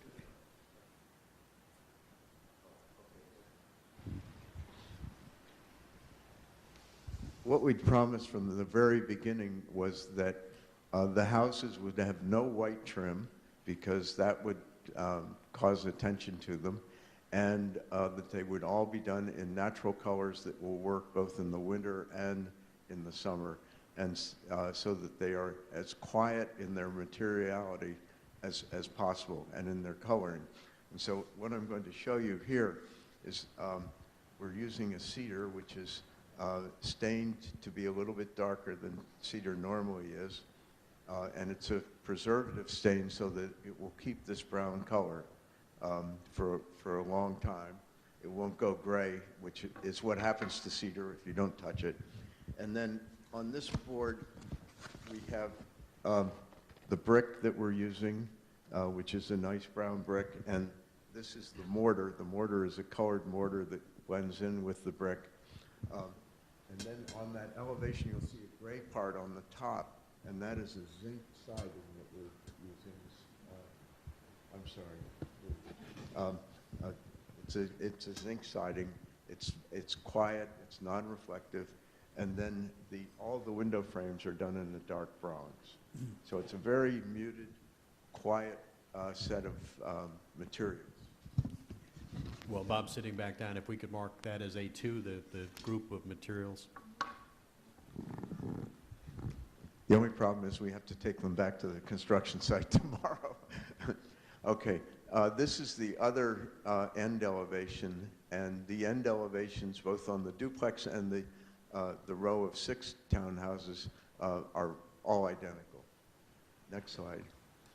Just to show you what the duplex looks like, it has the same floor plan as all the other townhouses on the first floor. And then this is what the elevation of it looks like. And you can see here on the right-hand elevation, there's the one garage door, the other garage having been turned. And that's the rear elevation of the duplex. It's just a shorter version of the other townhouses with the walkout basements. And that completes my presentation. I'll turn it over to Tom O'Shea, who's going to talk about how we trade off buffers. So this is the Delaware-Raritan Canal Commission buffer averaging that actually has been submitted to the DNR Canal Commission, and we can't officially get in front of their board until we provide the proof of approval from this board and the county. However, I have spoken to John Hutchinson as late as Tuesday, and he agrees with the buffer averaging. What we did is we're into the buffer by about 0.6 of an acre and providing about 10% more buffer averaging along the stream closer to the Institute Woods. And he felt that this would be approved by his board. He's recommending it for approval. The basin, again, moves about 100 feet closer. As far as the comments about porous pavement, the buildings and the parking lot all gets into the constructed wetland area, so it's being treated in itself anyway. So we're taking it in there, and we're really providing great water quality in the constructed wetland basin. All the utilities are in place. The road is constructed. The only thing is the top course of the road is not constructed. That'll be constructed upon conclusion of the 8 additional townhomes if we get the approval tonight. So we were asked to make sure we were clear as to what's in and what's not in. The sewer pump station is in? Yes. You talked about the road, the... Yeah, the sewer pump station is that small rectangular box area between the 2 townhome groupings. It's right there. That's in place. All the utilities are in the road.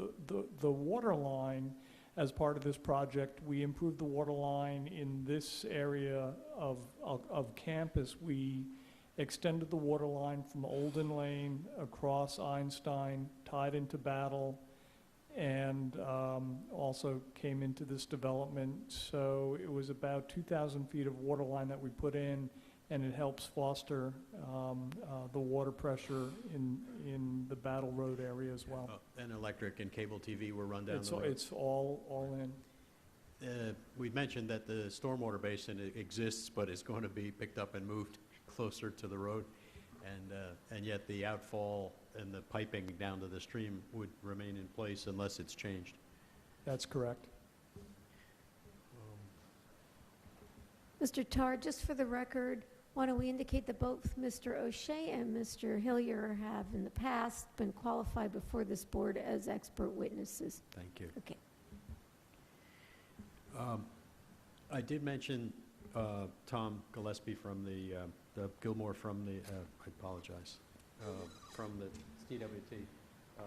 He's been sworn. I just wanted him to introduce himself and explain the process that they intend to go through with respect to the land that they're buying from us. And I will indicate to you that our contracts call for us to restrict the use of that land as open space land, and in turn they limit the Institute to use the townhomes in the way that have been described by Mr. Hillier in no other way. So we have restrictions running both ways for the near short term to protect against any change. And I think Tom will explain their longer term intentions. Yeah. Oh, thank you, Chris, and thank you, board members, for allowing me to speak. My name is Tom Gilmore. I'm the Chief Real Estate Officer of the Civil War Trust. We're a nonprofit land trust based in Washington, D.C. that has specialized for 30 years in preserving Civil War sites around the country as designated by Congress, significant Civil War sites. But 3 years ago, actually here in Princeton, it'll be 3 years in November, we announced that we would do Revolutionary War and War of 1812 sites. And that was at the behest of the Park Service. National Park Service wanted a national organization like ours to start preserving Revolutionary War sites around the country. We wanted to have our ceremony, our announcement here in Princeton, because Princeton is one of the most significant sites of the Revolutionary War, and also in hopes that we'd have this opportunity, as we have tonight, to actually acquire and preserve the Maxwell's Field, as it was called. Obviously, when we made that announcement 3 years ago, there was it was in dispute. There was a lot of litigation, and fortunately, through our membership and our board, and working very closely with the Institute, we came to this agreement to acquire this property, to redesign this development to maximize the amount of open space that could be preserved and then restored. And that is our intent ultimately with this, is to acquire and in partnership with the state. And in fact, in almost every land transaction, we're working with a particular national park, working with a state park, we're working with a locality, working with some entity to basically restore and permanently have public access and trails and interpretation that would enhance a battlefield site. So this is, for us, I'd say our most important opportunity that we've come across so far in the 3 years that we've been doing Revolutionary War battlefield preservation, or might be our most important opportunity ever, actually, in that sector. So our intent is, obviously, after we consummate the acquisition, and even before, is to work closely with the state. And of course, you've got the adjacent state park. This can be integrated into the state park and be connected to it. We can help develop trails and interpretation. We can try to restore the property to the way it looked at the time of the battle. That's always our goal, to the extent we have that level of research, can do that level of research and determine how it looked. So that's our intention here. So we see this as a great opportunity. So thank you. Thank you. We have the opportunity for questions. What I planned to do next was to go quickly through your staff memorandum, referring to some of the points that they'd called out. You could ask questions of folks now or later as you choose. Yes. I have a few questions, Go and ahead. I'd like to ask them before I forget them. One is for Tom. You made reference to the constructed wetland, whereas a couple other people have been referring to the detention basin. And I'd like for you to talk a little bit about, is there a distinction, and what makes this a constructed wetland, if in fact there is a distinction? Can you go back to the slide that shows the rendering of the site? It was the second slide, I think. So what a constructed wetland has is, you'll see these, there are low marshes and high marshes in the basin. So in this area, we have an outfall that has an area where it traps sediment, and then the water travels along the bottom toward the outlet structure, and we have low and high marshes here. So the difference between this type of stormwater system versus a detention basin is you get a higher water quality out of it, that the state recognizes that and gives you a 90% total suspended solid removal. So this is a constructed wetland type basin. Okay. And I had two questions for Bob. One is, the material of the garage doors in the rendering seems different than the other materials in the rendering, and I didn't hear you call out what you were doing there. It's the same wood. It is, Yep. okay. Yep. And the second question, and this may be more for Lee, but I know one of the PEC recommendations was to recycle up to at least 50% of construction waste. I know we recently had a construction waste ordinance that was put in place. Do you know how that 50% relates to what's required from the new ordinance in terms of construction waste management? I'm not certain that it exceeds that. I honestly don't know. I wasn't part of that. Jack, do you know? I don't think the new ordinance actually sets a percentage. It just kind of sets the criteria as to what you have to do. But I don't believe, but I'm not positive. It's been a while since I had looked at it, but it doesn't set a percentage for recycling. Okay. Just to make sure that you're aware that has been ordinanced, if you didn't already know. And so that's something that's actually required, or some level of construction waste recycling is required by ordinance. Our specs say that they have to meet all local ordinances, so I'm hoping the contractor has read that, but I'll tell him tomorrow. Please do, because one of the things I know that the PEC is concerned about is getting the word out, That's right. We need to make sure that contractors are aware of it. If there's one other thing which I didn't touch upon, but I should. We're using all low energy appliances, Star Energy. We're using all low flow plumbing fixtures, and all of our clients today are asking us to get as close to silver LEED as we can. We will do everything that the environmental people asked, or as much as we can at this point. At some point, we'd probably like to put solar on the roof. And the way the pricing on solar is going, frankly, we'll be better off to wait a year or two before we do that. And given budget constraints, et cetera, we can't get it into this project right now. But I think that the attitude about solar is very good at the Institute, and they'll probably follow through with that later on. Okay. Again, in terms of preparing for future solar, there are a couple of simple things you can do in terms of putting some rigid conduit in, which is a requirement by code that I only learned about recently. That'll make it a lot easier to put the solar in the future if you, yeah. Very good. Good. Thank you. Yep. Could I just ask a question? I'm a little bit confused about which parts of the open space are going to the Civil War Trust and which parts will still go with the project.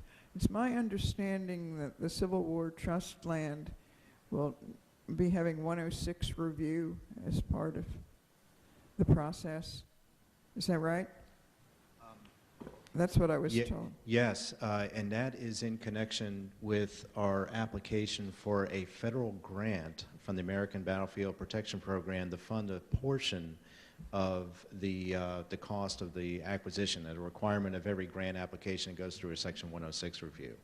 So, yes. So can you just indicate which parts are going to be reviewed by the on that, or I'm going to, with the cursor, I'm going to mark on the drawing, on the map that's in front of you. It follows the tree line here, and it goes around the cul-de-sac on the tree line here, goes all the way down to the back here, over here, and beyond where that drawing is, all the way down to the park line down here, and across. And the new part is here, this 1.2 acre lot that's the Solberg house is now included here, and then back around to where it was. Just about 14 acres out of the 21, with 7 devoted to the townhomes and the storm basin. so you will have your own archaeological protocol for these areas that you've worked out with the Yes, through the Section 106 review, whatever that requires us to do in terms of any sort of archaeological or any other studies that are required as a condition of that federal grant that we get on this particular acquisition. As we get a federal grant on almost all of our acquisitions, in right, fact. and this would include the lot that has the Selberg house on it? Right. Yes, yes. So that'll be included in the 106 review. So whose determination will it be that it can be torn down? I mean, our application says that it will eventually be removed, but it's in your portion of the property, so, and it's undergoing this 106 review to see whether it's register eligible and so on. Is it, at what point, somebody has to determine this, at what point is that going to happen? It would be the State Historic Preservation Officer, but ultimately the grant program itself directing the state. The American Battlefield Protection Program would make the determination, but basically it's the state's, it'd be the state's recommendation. That's right. So this is not something that the Institute is going to do before they turn the land over to your Right. group? We would acquire the property with the house in extent. And then we would go through, we'd complete that process, and then we would be responsible for demolishing that house prior to the transfer of the property to the state. In fact, the state has acquired a couple of other properties recently and has required a demolition of the house in connection with those acquisition of 2 other properties here in this locality. Right. And so it followed that same basic process. I'm aware of that, and I'm also, as someone who's interested in preservation, I'm watching these mid-century modern houses suddenly become open space, and this is a particularly interesting architect, so I'm curious about the process. Yeah, okay. I'll back up just a bit and remind the board that the Institute implemented an archaeological protocol in its site work, and the Atare group was hired to literally sit on the front of the bulldozer as the earth was being moved to see if any cannonballs or musket balls or whatnot could be found along the way, and they're doing a report. This will be more work, and then when this work is done, it would be added to the others and reported. They have found a musket ball or two, and the idea was to turn them over to the State Museum in Trenton. But the Institute is responsible for the stormwater basin move, and therefore the archaeological protocol would continue for that work. And then we're happy to make available a copy of our protocol to the CWT if they think they'd like to use it, or if there's some more substantial one on the 106, they'll use that protocol. Well, and that would continue also for the site of the additional townhouses? Yes, ma'am. And I was particularly interested in the large number of trees along that hedgerow that was being removed, whether those would be monitored as well. I mean, the area where the trees are was never investigated archaeologically, right? Yeah. The Well, one that's- obviously the trees were there and there wasn't Right. a great deal of opportunity. Well, where we are doing construction work, the protocol would be in place. Okay. Thank you. Yes. Before you turn to the staff comments, do you want to address the variance that you're seeking? It's a Or first you staff want to do it comment. in the, okay. It's a very first Yeah, staff yeah. comment under Okay. zoning. Trotman had a question. So I'm looking at Lee's memo of September 6th, which in turn is a compilation of various of the commission reports as he's read them to you. And the section 2 on page 2 is zoning, and it goes into, as Lee did, this issue about the open space. I think it's fascinating. You know the cluster ordinance pretty well, and you've seen cluster applications come along, and sometimes there's a kind of a spat about how public is the common open space of the subdivision going to be, and there's a tug of, can they have a walking path or not? Well, we propose to turn it over to the state of New Jersey to be a public park, so it's pretty open. That said, the ordinance actually has some language that talks about, turning it over to some entity, and we just wanted to call that out, if only to make clear to you that it's a two-step process. It's going to be sold to the CWT, but they've indicated to you tonight that they intend to turn it over to the state, but that the line that I drew with the cursor is the area that they're buying. The Institute will hold the road, the green areas right around the homes, the stormwater basin, and will be responsible for that in perpetuity. The last time we were here, we talked about a declaration document that would speak to that. It'll be re-prepared. Matter of fact, because for 8 townhomes, the ones you saw the picture of with the wood are going to be occupied first, there will be a declaration just for them. It'll be amended to allow for the next 8, but it will say that the Institute is going to cut the grass and take care of the snow and share the responsibilities of maintenance with the owners, and there will be a declaration confirming all that and giving the municipality the right to clean out the basin in the event that they neglect to do it, and all of the standard things that are in those declarations that will be done. But Mr. Char, just to clarify, so the roads, the stormwater basin, and the areas immediately surrounding the townhomes, that's going to be under the ownership of the homeowners association? Yes. All right, so the declaration, yes, there'll be a declaration, but they're going to, these areas will then be owned under the control of the homeowner association, and they will maintain it through the Institute's good graces, but... Yes. Okay. Mrs. Trotman, did you have a question? I think I cut you off. I didn't mean to. Yes. Yes, I did. Ask my question, please. I don't know what your question is. It's, what kind of material are we using? Mrs. Trotman wants to know what sort of porous material you are using. Where is it?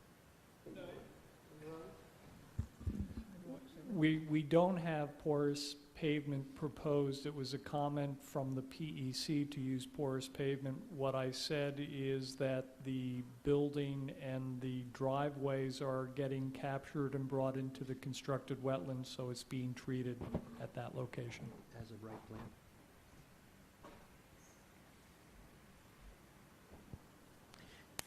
On page 3 of the memo, it talks about the way in which you calculate the number of units that are permitted. You see before you the as-of-right plan, which has added to it the Solberg House, so that there are 16 proposed units, and staff has indicated that that complies with the ordinance. We go through the ordinance requirements for a cluster. You can see your staff comments indicating that they add to the variety of housing types. They relate well to the site constraints. They limit site disturbance. They preserve 14.84 acres of open space. It's an efficient site layout. It provides for passive recreation. It has walking paths, a desirable visual environment. A number of the sections that you're asked to review in connection with the cluster are listed here, and your staff recommendations appear to be positive. As you finish up, if you're so inclined, you could incorporate those recommendations in your review.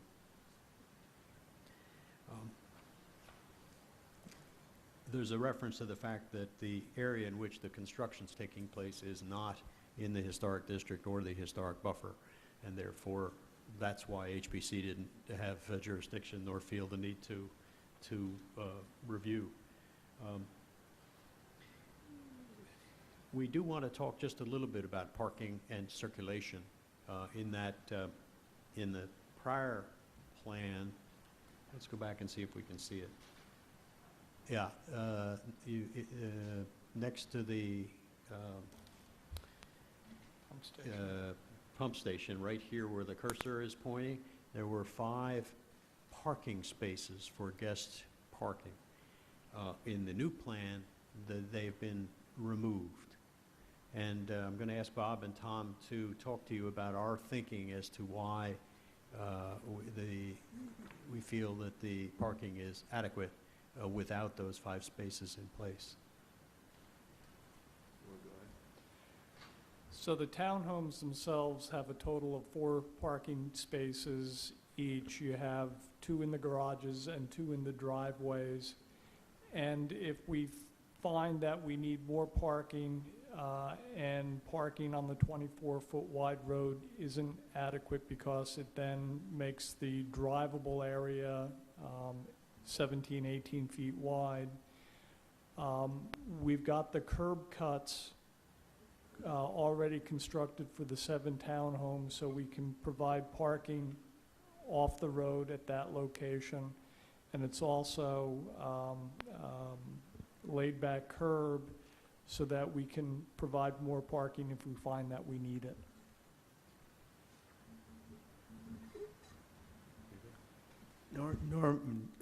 Normally a 24-foot wide road is adequate for parking on one side, and I think the only time that this would come up would be if somebody was having a big Christmas party or wedding reception or something. And so I think you could park along that road and in the cul-de-sac pretty readily and still have traffic be able to go.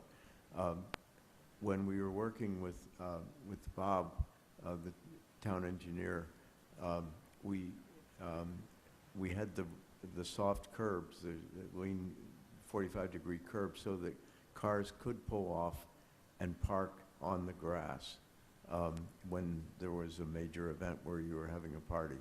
So we frankly think that we've got it covered pretty well in terms of not only the individual houses having 4 parking spaces, but for some kind of an exceptional event, there's plenty of parking there. I should also point out that up on, right in here on the campus, which is, no, go to the campus one, David, sorry. Right up here on the campus, which is about, this is about a 400-foot walk, you could, there's 9 new spaces being built here, which have to do with the new dining facility.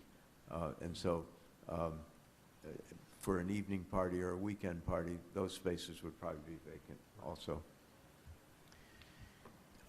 The second aspect of the parking provision says that all construction traffic shall use Maxwell Drive. I think you're familiar with that obligation, which we understand fully. Landscape and lighting, we would agree that there's some detailed recommendations which could readily go to your landscape subcommittee. Stormwater management is being totally relocated, and that's it, but otherwise the same.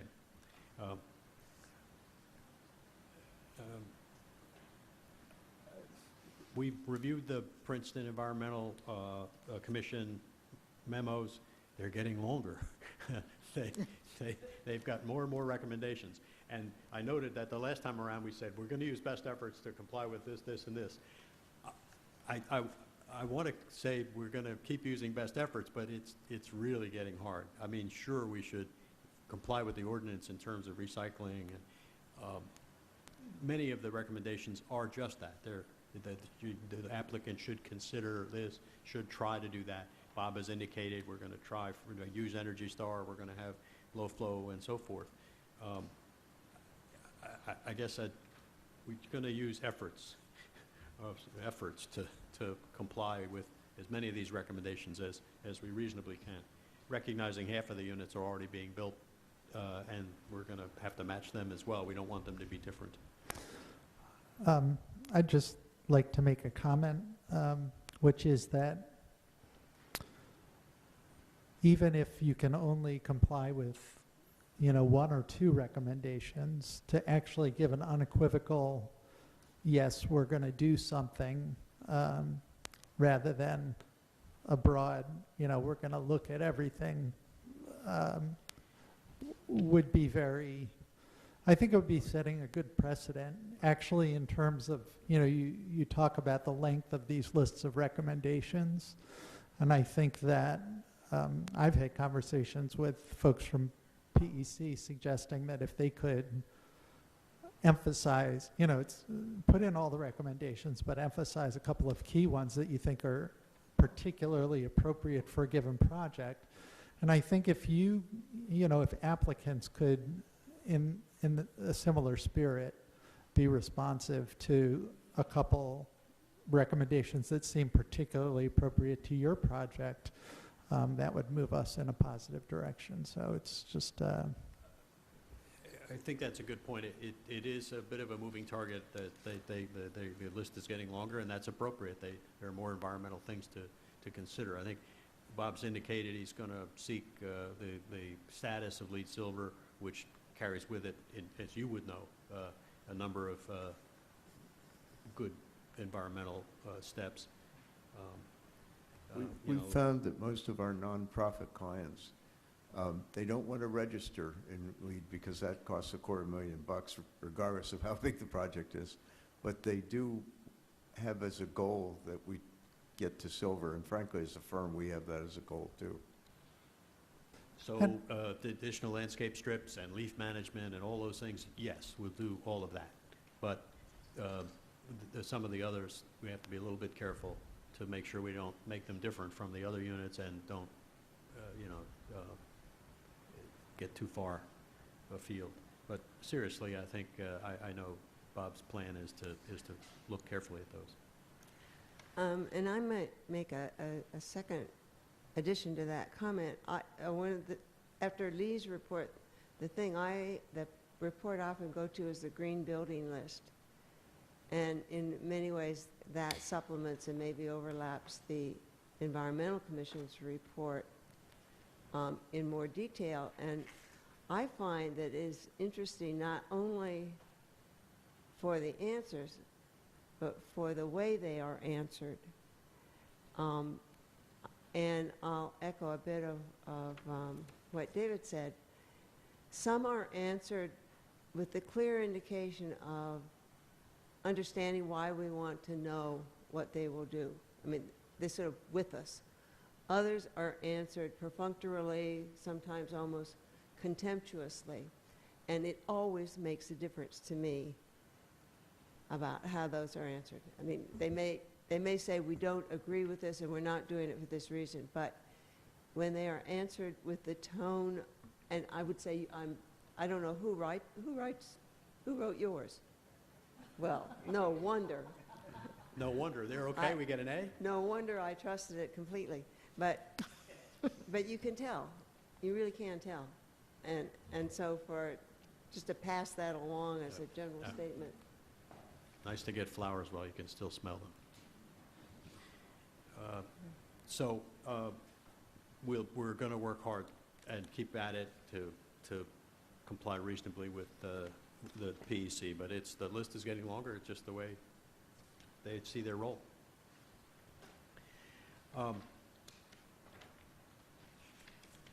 The Shade Tree Commission, I think if all those go to the Landscape Subcommittee as well. Site plan comments, we had a rousing meeting with the site plan folks, and they expressed their views. We made some changes on account of that, but again, we have some constraints in our settlement. We have some constraints in the fact that half the buildings are up and we want them all to look the same. We had the unusual characteristic with the slopes and took advantage of the 3 stories to the rear, but we were pretty limited in what we could do in response. One of the members thought, seriously, you just ought to rearrange the plan. You ought to put the townhouses up by the park and put the stormwater basin down the hill. Why is the stormwater basin not down the hill? Well, because we wanted to enhance the park, to increase the park as fully as you could, so we pushed the houses away from the park. So it was a legitimate comment. It just was out of context with 20 years of litigation and stuff like that. So we respected the view, but it was just out of context. Staff has given you just today a list of conditions from prior applications. This is a bit awkward because to avoid having to go back and read hundreds of pages of documents and so forth, staff thought it would be best to call this a new application.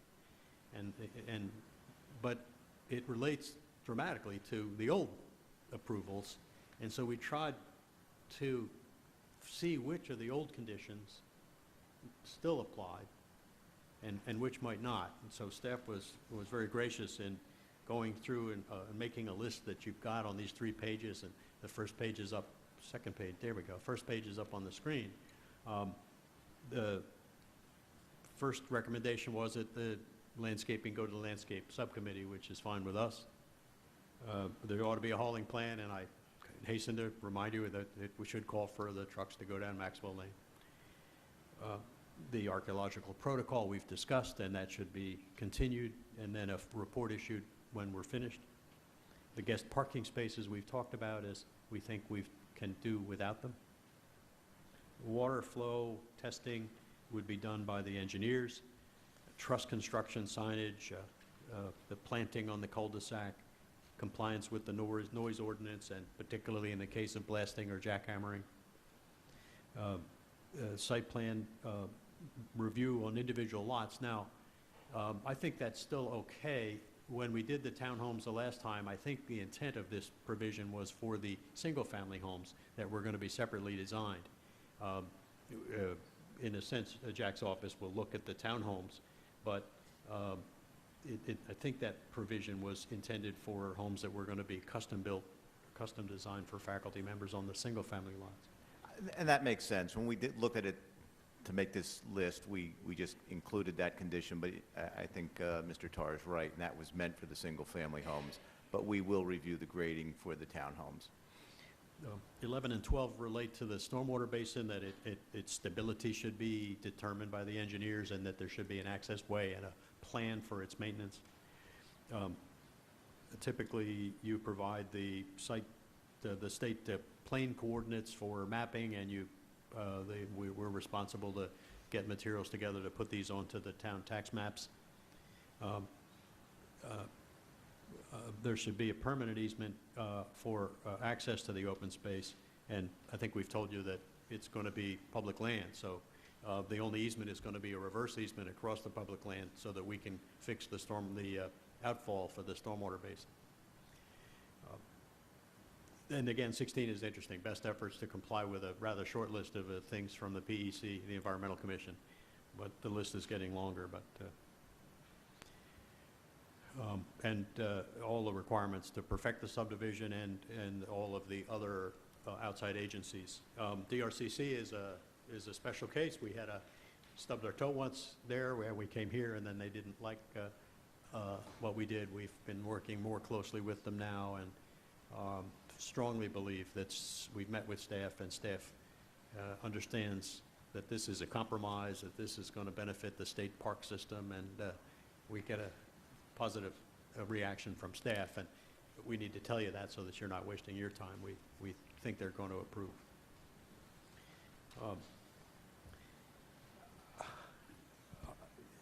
If there are questions, you've seen this over the many years, you've seen the changes, you see the benefits of the changes to the public and to the Institute. You see the benefit to the board of not having us come back or litigation continue. I think it's one of those classic win-win-wins, as you heard 2 weeks ago.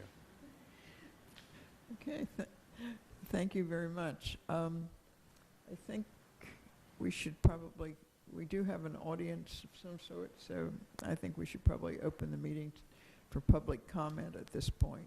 So let me open the meeting and ask if there's anyone who'd like to come forward and speak to this application, or just all here to enjoy the discussion.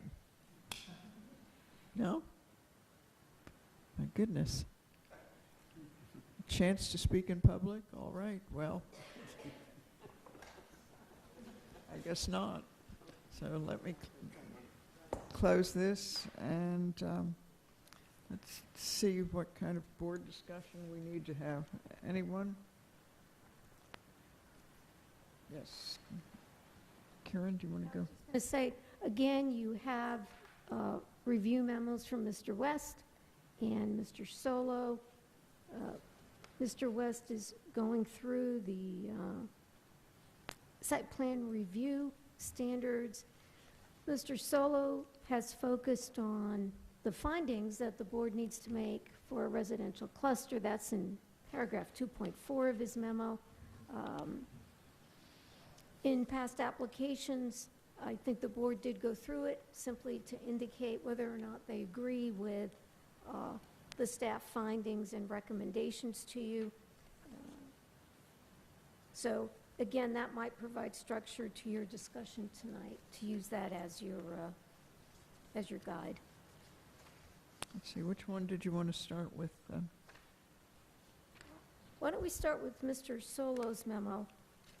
You'll see that on page 3, it's paragraph 2.3. He reviews, 1, does the application satisfy the test fit? And they conclude as of right concept, and they conclude that it does. Staff goes on to review, does this application meet the purposes of permitting a residential cluster? And it goes through, does it allow different types of housing? Does it provide a flexible design method? Does it protect environmentally sensitive land? Does it allow the most developable area of the site to be more intensely developed in return for keeping other portions in common open space? Does it allow for more efficient development of the site, reduce subsurface disturbance, provide recreation facility? Does it provide for pedestrian pathways, desirable visual environment? Is it subject to substantive and administrative regulations which will control the development, which it is? So that's sort of the first analysis that Mr. Solo presents to you.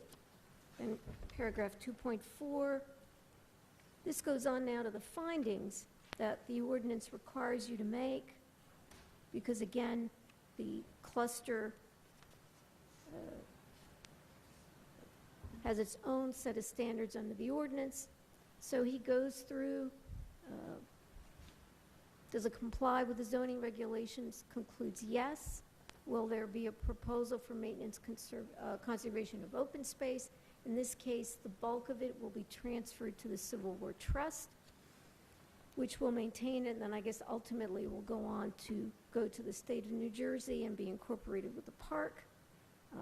Are there adequate provisions for public services? Will the cluster have an unreasonably adverse impact on the area in which it's located? Mr. Solo notes that staff does not see any serious environmental impacts. Also, he notes the area of development is not in a locally designated historic district or buffer, and that's why HPC has concluded it doesn't need further review. Are there going to be adequate performance guarantees posted, which there will be? And then as Mr. Tarr noted, he goes on to look at parking and circulation, landscape lighting, stormwater management, PC, shade tree, SPRAB, and HPC. And then Mr. West, more specifically now, goes through the criteria for site plan, and that's in his paragraph 4, ecological considerations, notes that it will intrude in the DRCC buffer and wetland transition, so there will need to be outside approvals for that, and a conservation easement on any lot that has an environmental constraint. Some comments on landscape, including Mr. Dobromilski, your consultant's review memo, relationship of structures to environment. He just notes the units are going to be shifted. Again, it will need DRCC and NJDEP permitting. Again, notes it's not within a historic district and that there will be no development in any historic buffer, and that in fact relocating the units moves it further away from the historic district buffer. He has some comments on surface water drainage, noting the detention basin is going to be moved. Comments on traffic impacts, don't anticipate any. Pedestrian and bicycle safety, on-site parking, utility, disposal of wastes, noise, advertising, waterway corridors. And then general recommendations, the landscape plan should be reviewed by landscape subcommittee. And I guess a technical correction to the file map, subject to all additional outside agency approvals. So I think that is a summary of what the staff has commented to you. So if it is your inclination to approve it, I'd ask that the motion to approve incorporate the staff comments and recommendations to you. Ms. Gunning, I have one question. I think I'm going all the way back to Lee's presentation. There was a comment, I can't remember if it was from Shade Tree or from PEC, about connecting the bike path to the campus network. I don't remember the applicant responding to that during their presentation. Is that something that there's a problem with, or you're going to comply with it, or is there no bike path at all? And There's a sidewalk that connects this with the main campus, but not necessarily a bike path. am I misremembering in your summary that there was some comment relating to that? There was, but I think they were also just looking for that linkage. I believe in an earlier iteration there might have been a bike path, and then it became the sidewalk because there was an issue about, I think you were going to go through some of the across the stream or the wetlands, and you couldn't do that. On page 8, under it's a PEC comment, item U, they said the bike path. There isn't a bike path. So Okay. there's a sidewalk. and the sidewalk connects to the sidewalks at the Institute. It's a concrete, not a bituminous.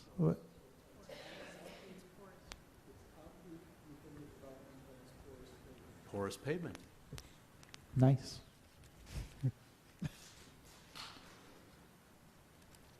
Okay, other comments?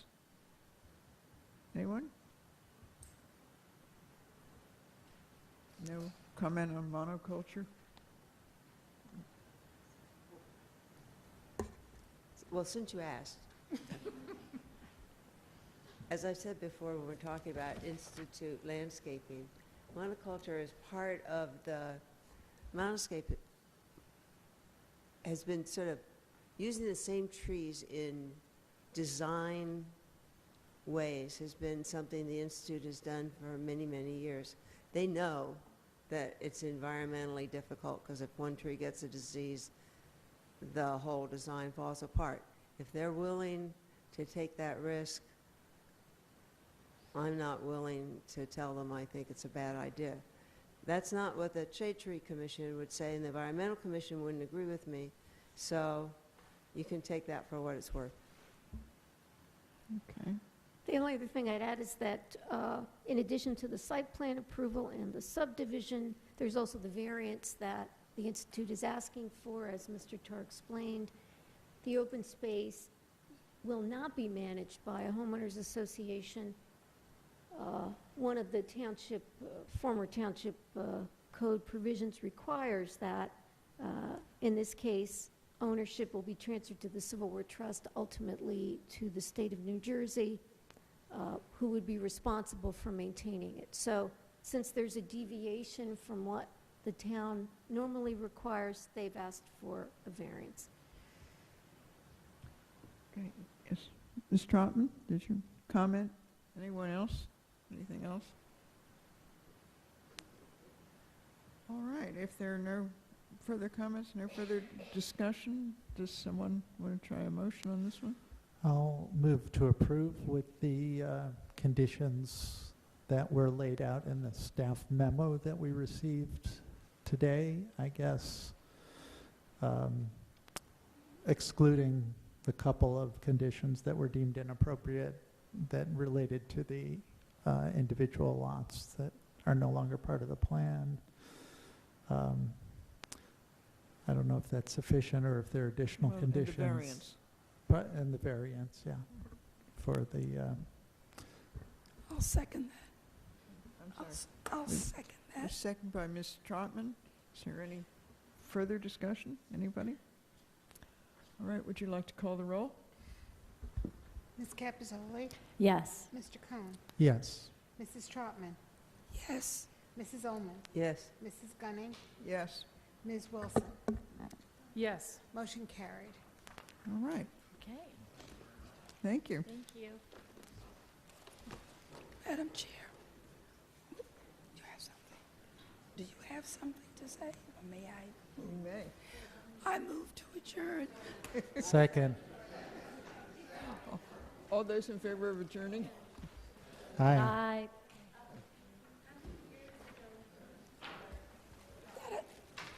That'll have to be our next road. That'll have to be our next road.